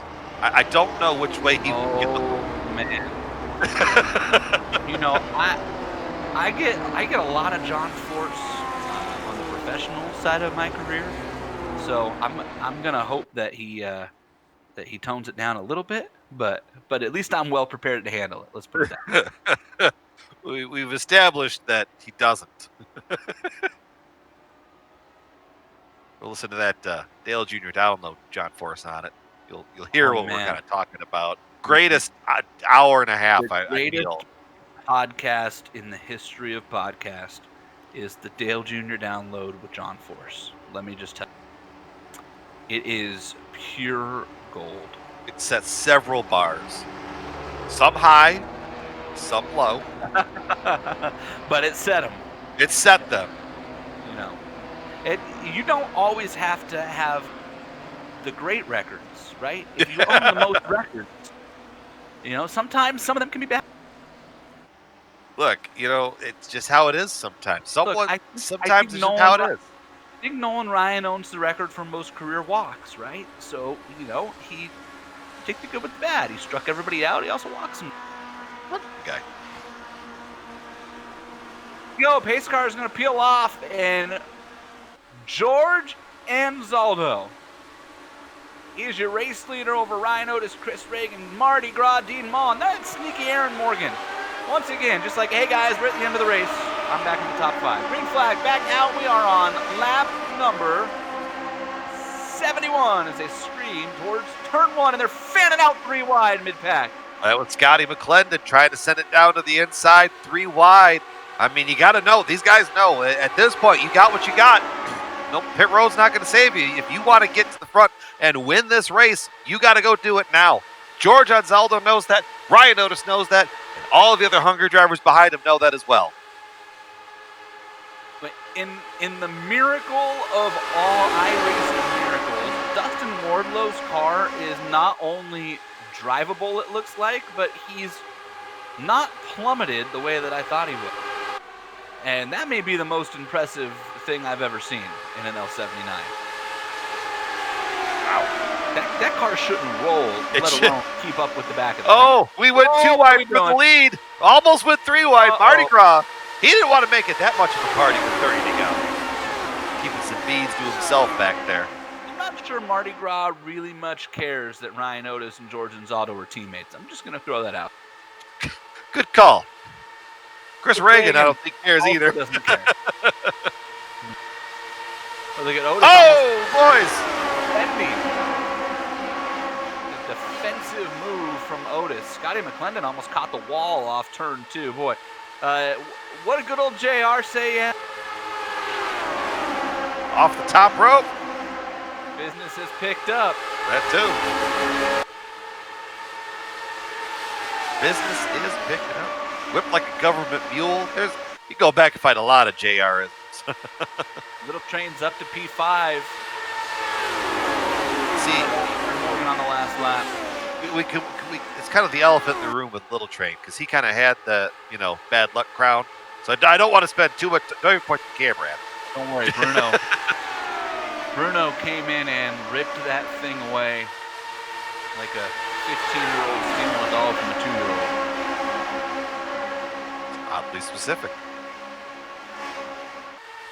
Just the first 2 random age gaps I could think of, to be honest with you. Good battle up front, though. George, he's not giving him up. But I'll tell you what, behind him, things are... George, just turn off your mirror, bud. It's just going to be better for you. Chris Reagan got kind of hung out there, but then Mardi Gras was like, nah, I want to lead this race to the inside for the lead. Maul to the point, and he slide jobs George. Oh, crossover! Woohoo! George, there's a wall up there, buddy. Still 26 and a half laps left in this one, and here comes Otis. Otis popping out, got a good run down that straight. George coming back with a run on the top side. Otis hung out on the bottom. This is going to be good for turn 3. Here goes Otis.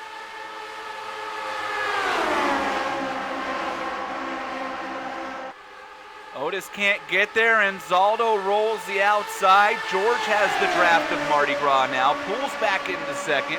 Let's see if Otis slides back up in the line. Yes, he does, just as George pulls out of line. Oh, beautiful.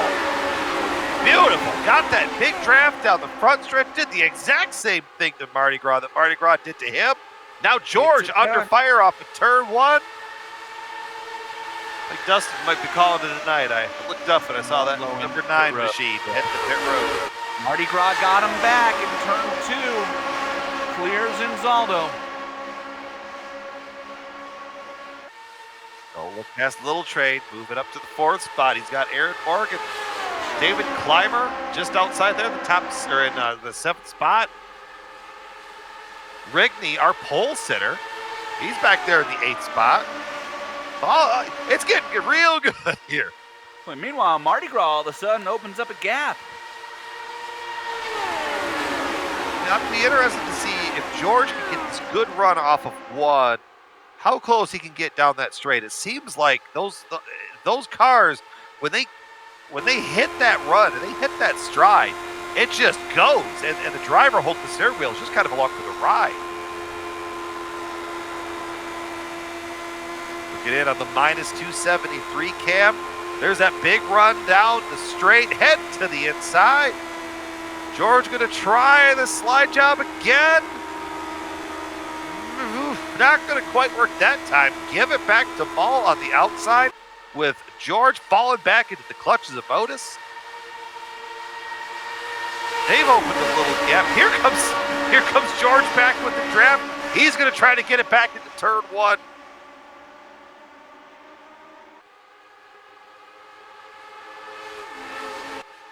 Mardi Gras again slides back. It's almost like they're leapfrogging each other, if you're familiar with that turn. Here in the iRacing community, and many of you I know. I promise you they're not doing that on purpose. If George was going to leapfrog with anybody, if it were to work, it would be Ryan Otis in that number 1 car.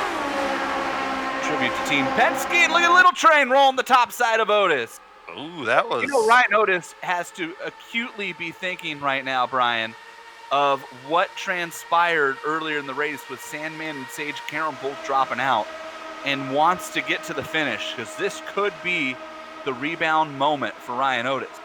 I mean, we've talked to Otis in the past. He approaches these races very analytical, very professor-like. He knows the situation at hand, so I don't expect the driver of that number 1 machine to put himself into really precarious positions out there, but I think he's going to have to stay aggressive enough to get up towards the sharp end of this podium and try to gain maximum points. Maul got loose off of turn 2, which sets up George to get that big run back to the inside. George getting arrow tight. Lionel looking on. George has a chance to pop up and catch the draft here. So does Little Train. Otis looking, still looking, thinking about it. George peeks his nose out on Mardi Gras. Otis stays in line. Only battle into turn 1 is for the lead. It's Inzaldo back to the point on Mardi Gras. And Dean's going to cross him over again. And boy, George cut off the exit to turn 1 a little bit there and forced Dean to make a hard left. Maul still has the advantage, though. Lots of momentum into turn 2. Can he clear Inzaldo? He does, but he doesn't slide up.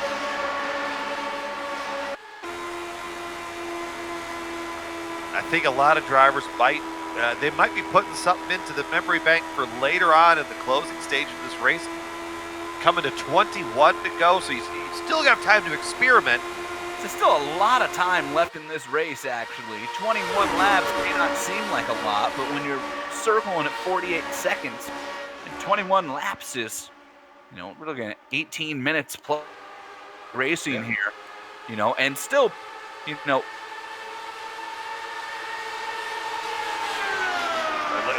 just looking back in that battle for the lead, you've got Lionel, Kalisto, Ryan Otis side by side. That's a battle for the 3rd spot. The leaders keep flip-flopping in turn 1. Morgan just hanging back in 5th going, if y'all guys want to wreck on the final lap, that'd be cool. Here comes Lionel again. Lionel's got some kind of lane picked out up there in the top groove. 2nd pass in a row that I've seen. He could have been working on this earlier. He finds a groove out there, gets some clean air, and just makes that momentum work. How he got Otis, it's how he got Anzaldo. Diving to the inside of Mardi Gras, not going to quite make it stick that time.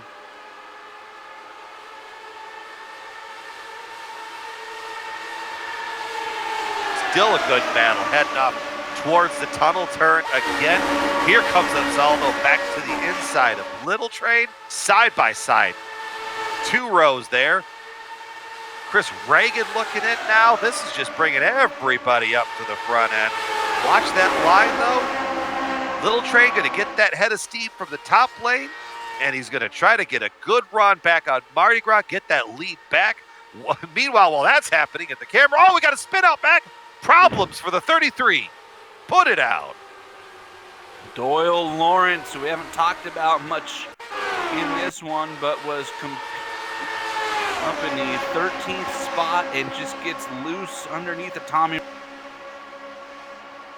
They got under Scotty there. Turns down. Was there a little bit of contact? Oof. Yeah. David Altman, Tommy Ryan was right behind. Just a little dab will do you. Doyle did a great job there. He's got a chance to pull the Danny Sullivan now. Not when you disconnect. Oh, good point. Well, I wonder why he did that. That car had no damage at all, and Doyle Lawrence disconnected after the spin. That's a bold strategy, Cotton. I don't think that one's going to work out for him. Everybody just catching back up to the leader. Boy, you go click down pit road, and it looks like Dale Jr.'s scrapyard. Richie Hearn's car specifically. Yes, if you want to, this is not something we can really show on the broadcast, but boy, if you want a view, go to the rear chase camera on Richie Hearn's car sitting on pit road. Ooh. Yeah. It's a whole lot of ugly. Speaking of looking like a Lotus 49. I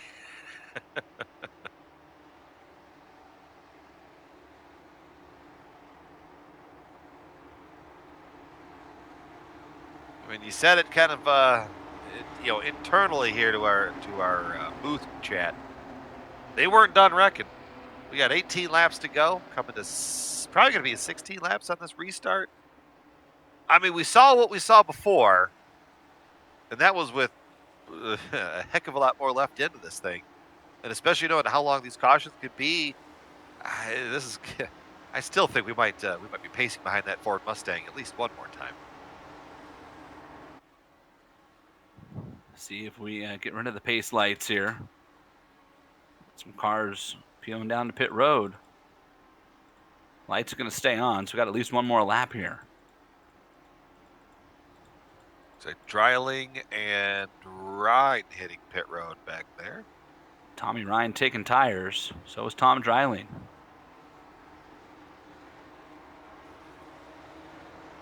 Well, with all of that chaos, that leaves us with, I believe, 17 cars rolling.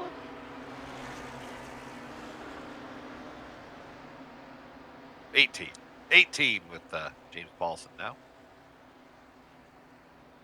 Bit of a meat grinder here in the Pennsylvania mountains. The Pocono Mountains, a destination for young newlywed couples, or even old newlywed couples, just couples in general.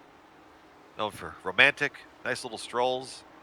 Not necessarily for racing, door to door in a Lotus 79. Where in the world did you get that info? What? About romantic strolls and weddings. It's the Pocono Mountains, man. It's romantic. Must It's honeymoon must haven. be- Sean this knows must what's be a- up. This must be a Midwest thing. It is.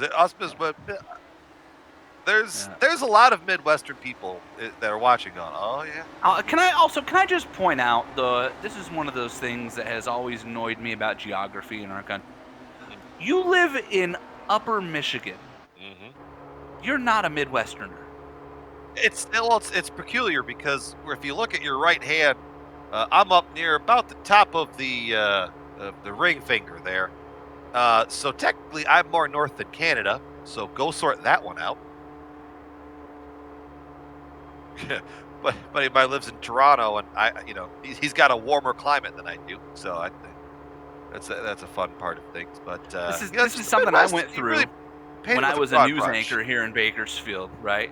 Is we had this deal that people will enjoy this story because we have a pace lap left here. And speaking of which, by the way, the light's out, so we're going green next time by, and we will have 15 laps remaining when we do so. So in Bakersfield, this always drove me nuts, right? I live in southwest Bakersfield. Above us is northwest Bakersfield. There's a North Bakersfield. There's a South Bakersfield. There's an East Bakersfield. There's no West Bakersfield. Like, how? Like, there's a Northwest and a Southwest, and there's a highway we call the West Side Parkway that separates those two things. And there's no West. There's a West High School, but not a West Bakersfield. Well, isn't and pardon Which- my lack of geographical knowledge of Sure. Southern California, but if you go west out there, don't you run into the ocean? Eventually, but we're really more like Central California. Okay, People in okay, I didn't know. Bakersfield take offense Yeah, I to the figured if you're in Southern the California ocean, thing. I mean, unless you're building an island like they did out there in Dubai? Dubai, yes. I'm You here build for you. those sort of things. Well, see, if you go west of Bakersfield, you hit the oil fields, and then you hit mountains, and then you hit like San Luis Obispo and Santa Barbara area, which is beautiful. And then you hit the ocean. Ah, all right.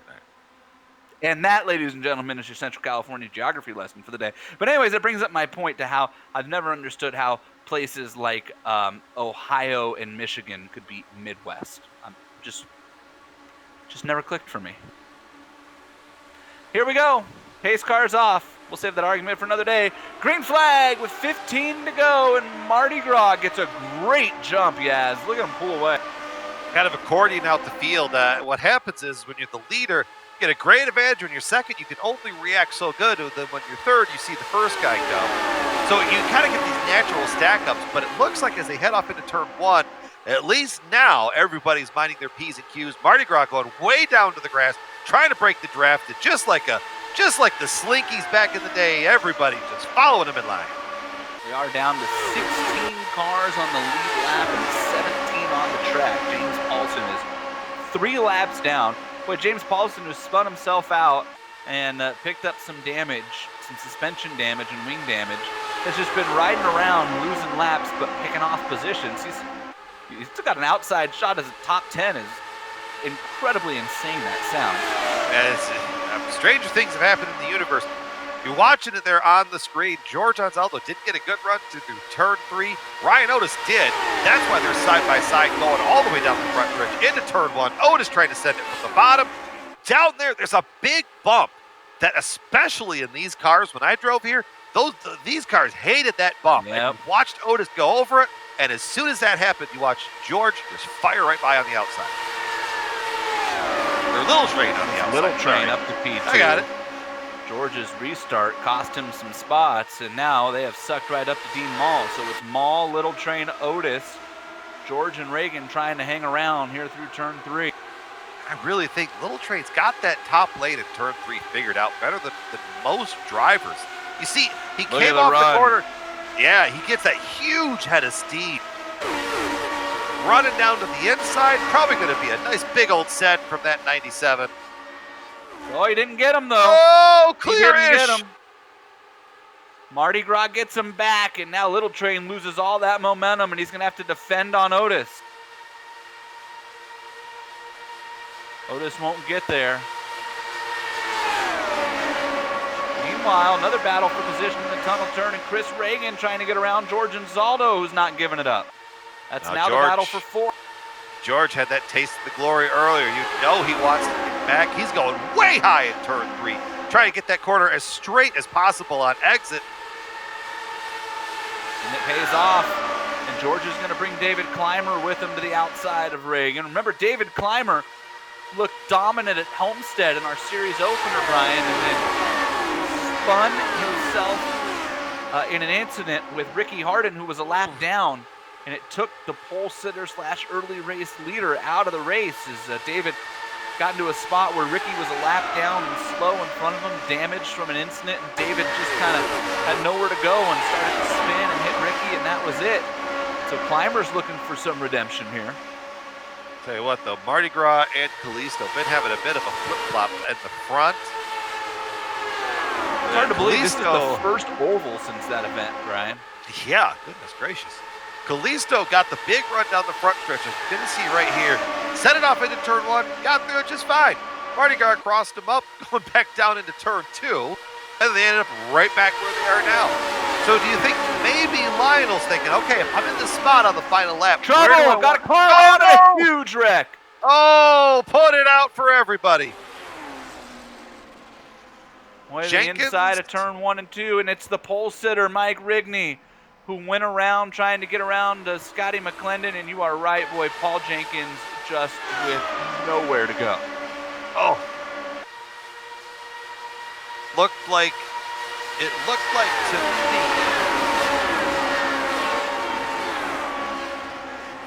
Rigney, he got loose, did something to save it. Probably stomped on the brake, but unfortunately, when you go from a $190, let's call it a $190 at the entry of the corner to 103 at the moment of impact, and actually the impact moves you up 30 miles an hour, maybe go a little trickier through that one.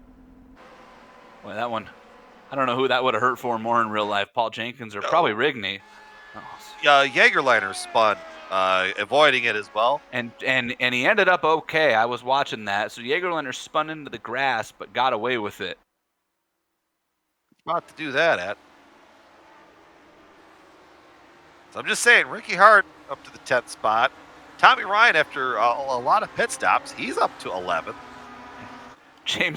James Paulson is about to move up into the top 15 while running around 3 laps down for 70 laps in this one.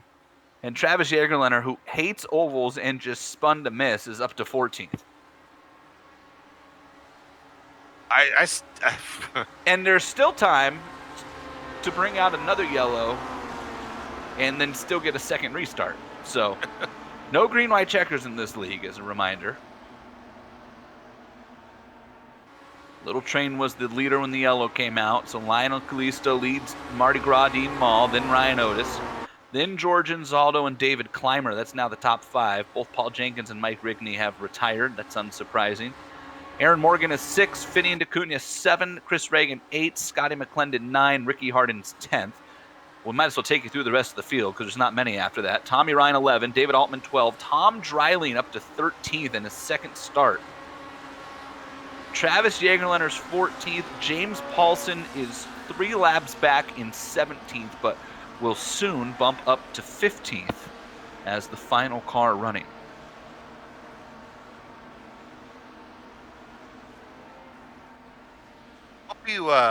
Hope you like exciting finishes at home, boys and girls, because I have a good feeling about this one.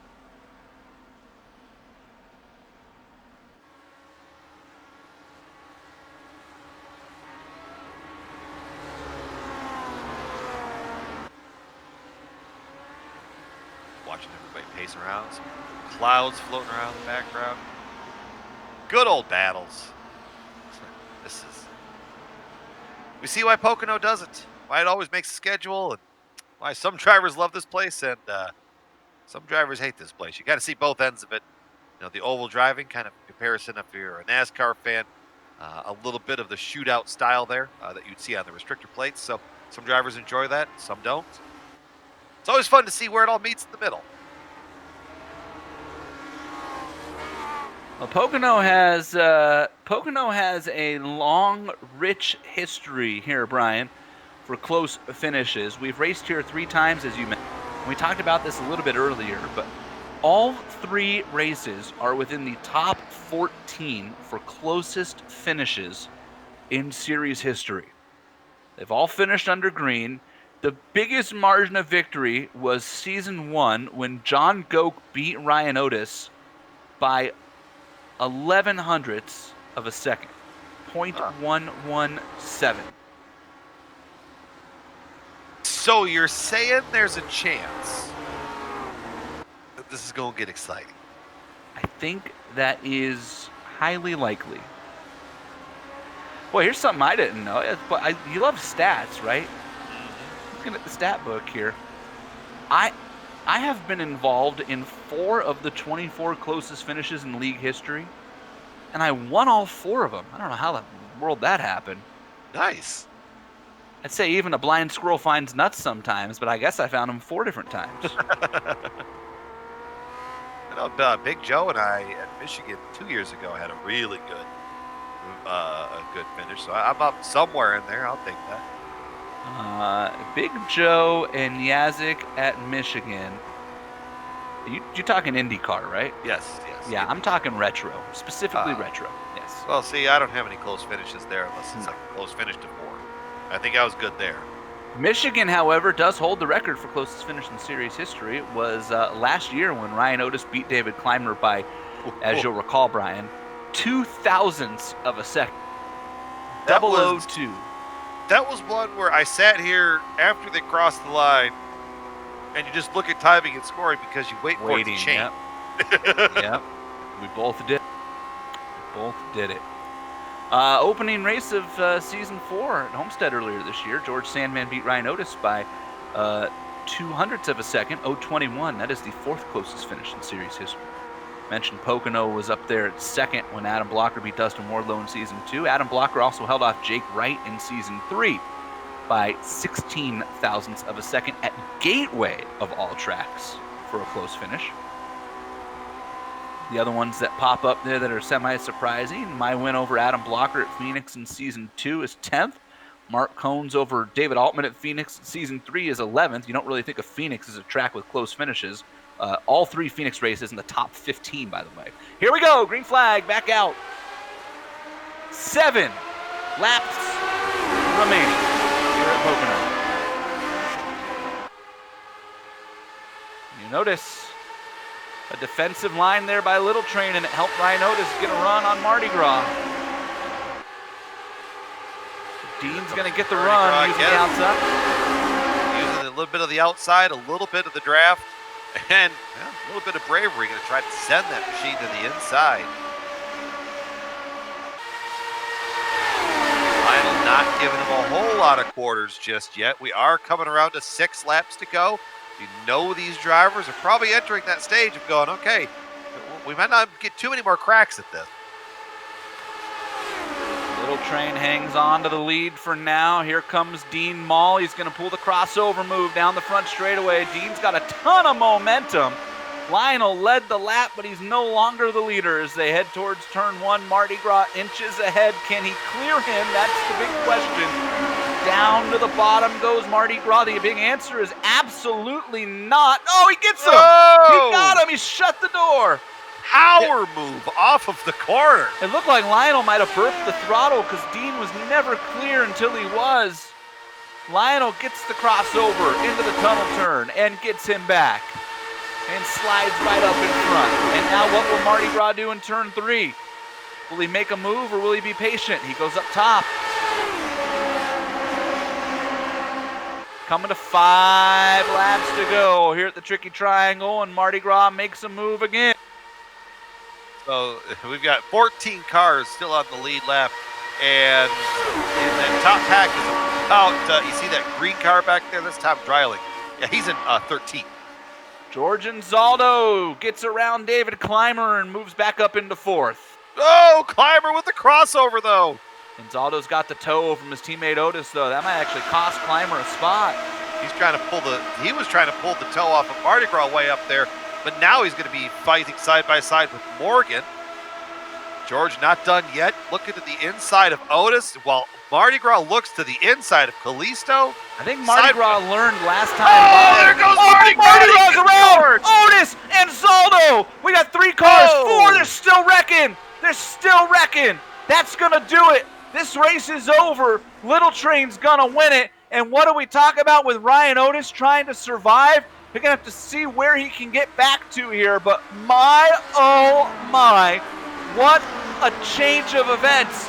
And Dean Mull had to do it. He was going for the win. And I was just gonna say, last time by he learned the draft will not get him the win. He's got to make the move in turn 3.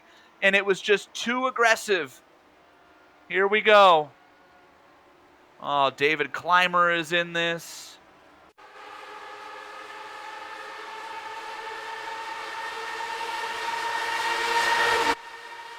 George, oh goodness. Altman, I think, had a clip of it, but here's the main.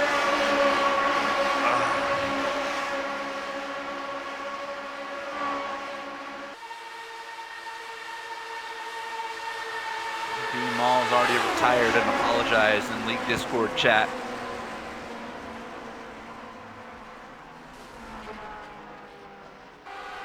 Well, it's hard to blame Dean. We've seen turn 3 bite a lot of cars tonight, but that just seemed to be more of a case of Just a little bit too much load than the tires could handle this late in the race with that little fuel, Brian, and it just went around very late in the corner. If you're racing for the win, like I said, it's really difficult to blame the effort on that one. Just wonder what might have been for the finish. You're on board with Ryan Otis, who almost snuck away and then got drilled, but it looks like he's going to be able to at least salvage a top 10 out of this. Yeah, I mean, he's 9th. Sage 29th. Sandman 31st.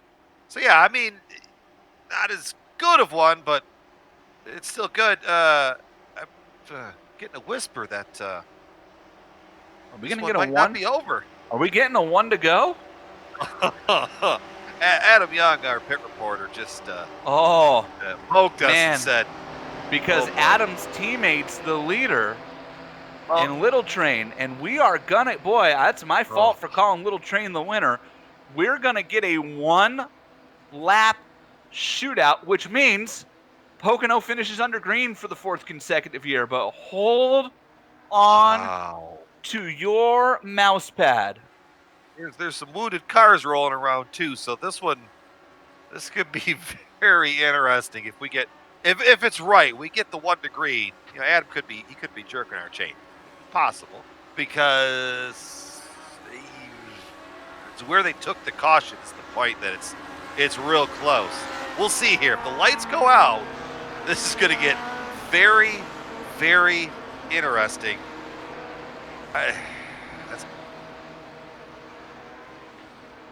Adam seems pretty adamant that we're going to go green again. Oh, boy. And not in a way that he's real happy about.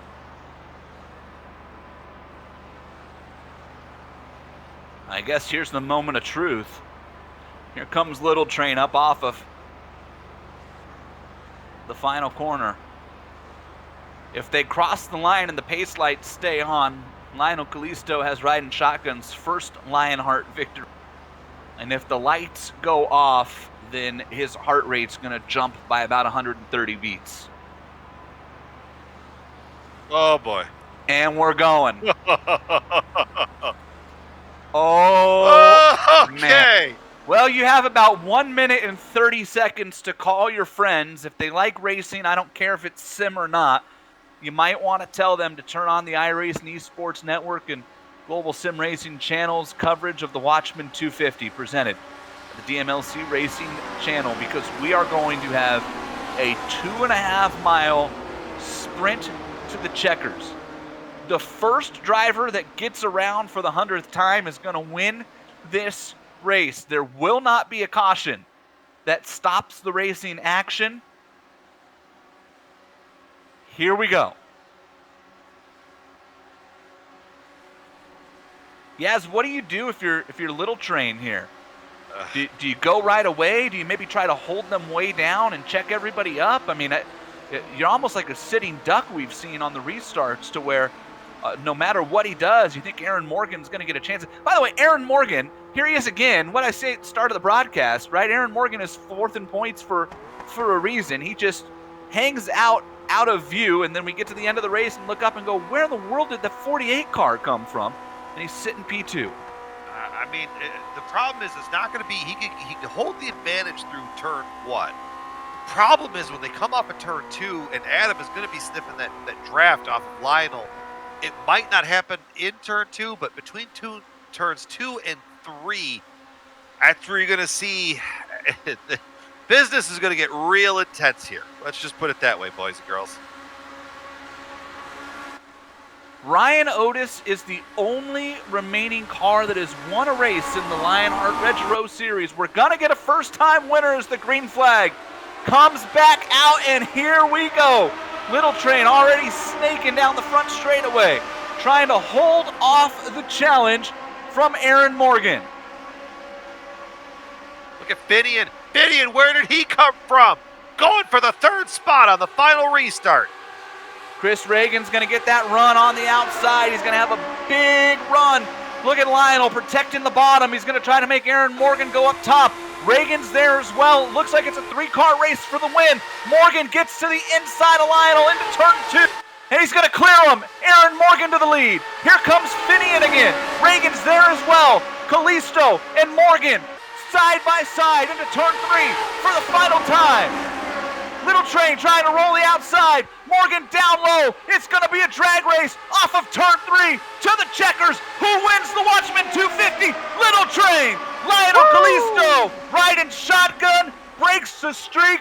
They have won a race in the Lionheart series, and it's Little Train, Lionel Kalisto, taking the checkered flag here at Pocono. What a run to the checkers. Aaron Morgan second, Chris Reagan third, Finian and Scott McClendon, your top 5. Woo! That was, I mean, and you saw it. I think the whole race, you were watching Little Train work on that top groove in turn 3, because I think he was setting himself up for the end of this race where he wanted to be.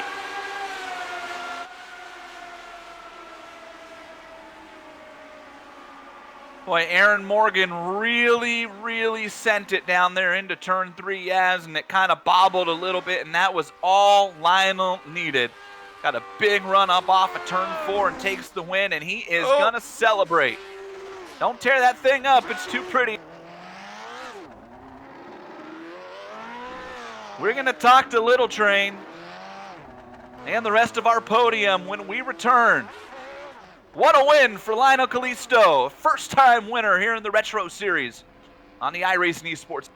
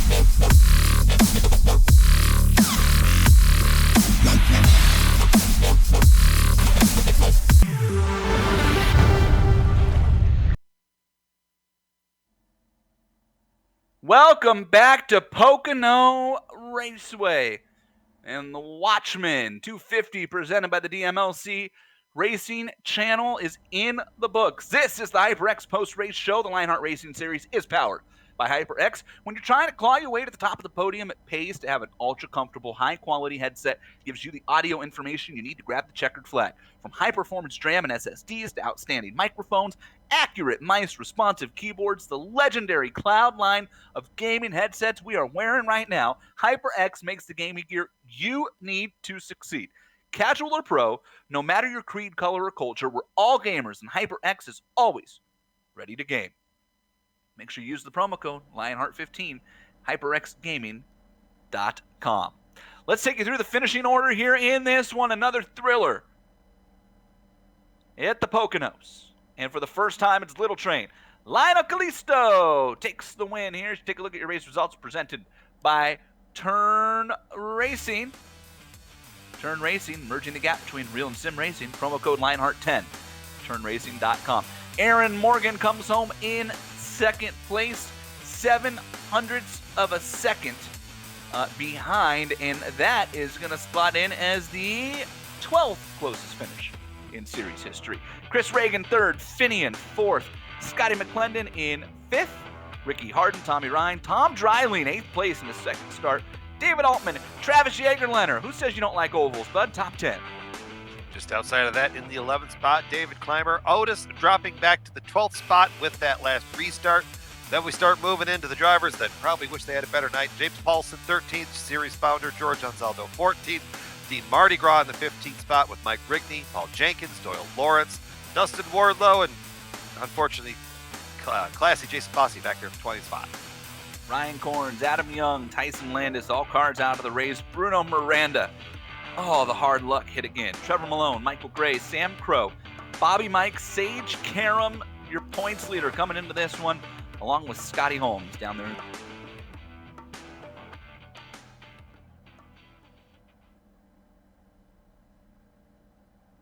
And we'll finish things out with George Sandman and Richie Hearn with the final two cars. All right, let's talk to the winner. For the first time in his Lionheart career, a winner here in the Lionheart Retro Series, and a winner for his team in riding shotgun, Little Train, Lionel Callisto. What a brilliant run at the end there. Lionel, Yaz pointed it out probably halfway through the race. There was something about you and the top side in turn 3, and ultimately that's what got it done on that final lap. Oh man, yeah, turn 3 is, I don't know, it was at that sweet spot on the high line. It just grips. It's just like most of my passes made on turn 3. Turn 1 I was struggling. I just still don't know what's line to take. I mean, super stoked on the win. I mean, I don't know what else to say, honestly. An incredible win for you, man. At what were you thinking when the lights went out on the pace car with 1 to go? We all thought you'd won the race with that. I thought so too. Then I saw that 1 to go. And I'm like, oh no, I don't know if I can hold them off. I think it was Morgan had a good run on before the tunnel turn, and I was just hoping that I can just hold that outside line and get the runoff before the start finish line.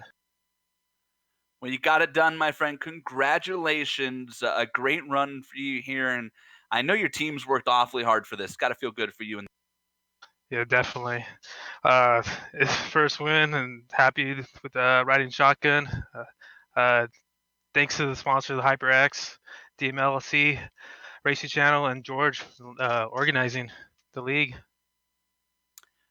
That's your race winner for the first time in his Lionheart career. Little Train, Lionel Callisto, picks up the win here at Pocono. And he's in the Sim Experience Victory Lane. The Sim Experience AccuForce steering system is the most advanced tuning features on the market. The AccuForce Direct Drive is second only to the real thing. Check out the entire line at simexperience.com. Brian, you're with Mr. Consistent in second. Yeah, Aaron, just stealthy as a ninja this whole season. Take us through that final restart. What was going through your brain? Well, I knew, if I got in clean air in 1, I was going to spin. That's just been my problem this week here. So I said, I'm going to follow him through. I'm going to sit right behind him in the dirty air so I don't spin. I'm going to get a good run because these tires are just where you need to be. And I'm going to pass him in the tunnel turn. and then I'm going to hold it on turn 3, and hopefully he won't have a run on me. But I got him in the tunnel turn, and I cleared him, and it's this perfect opportunity. It worked perfect.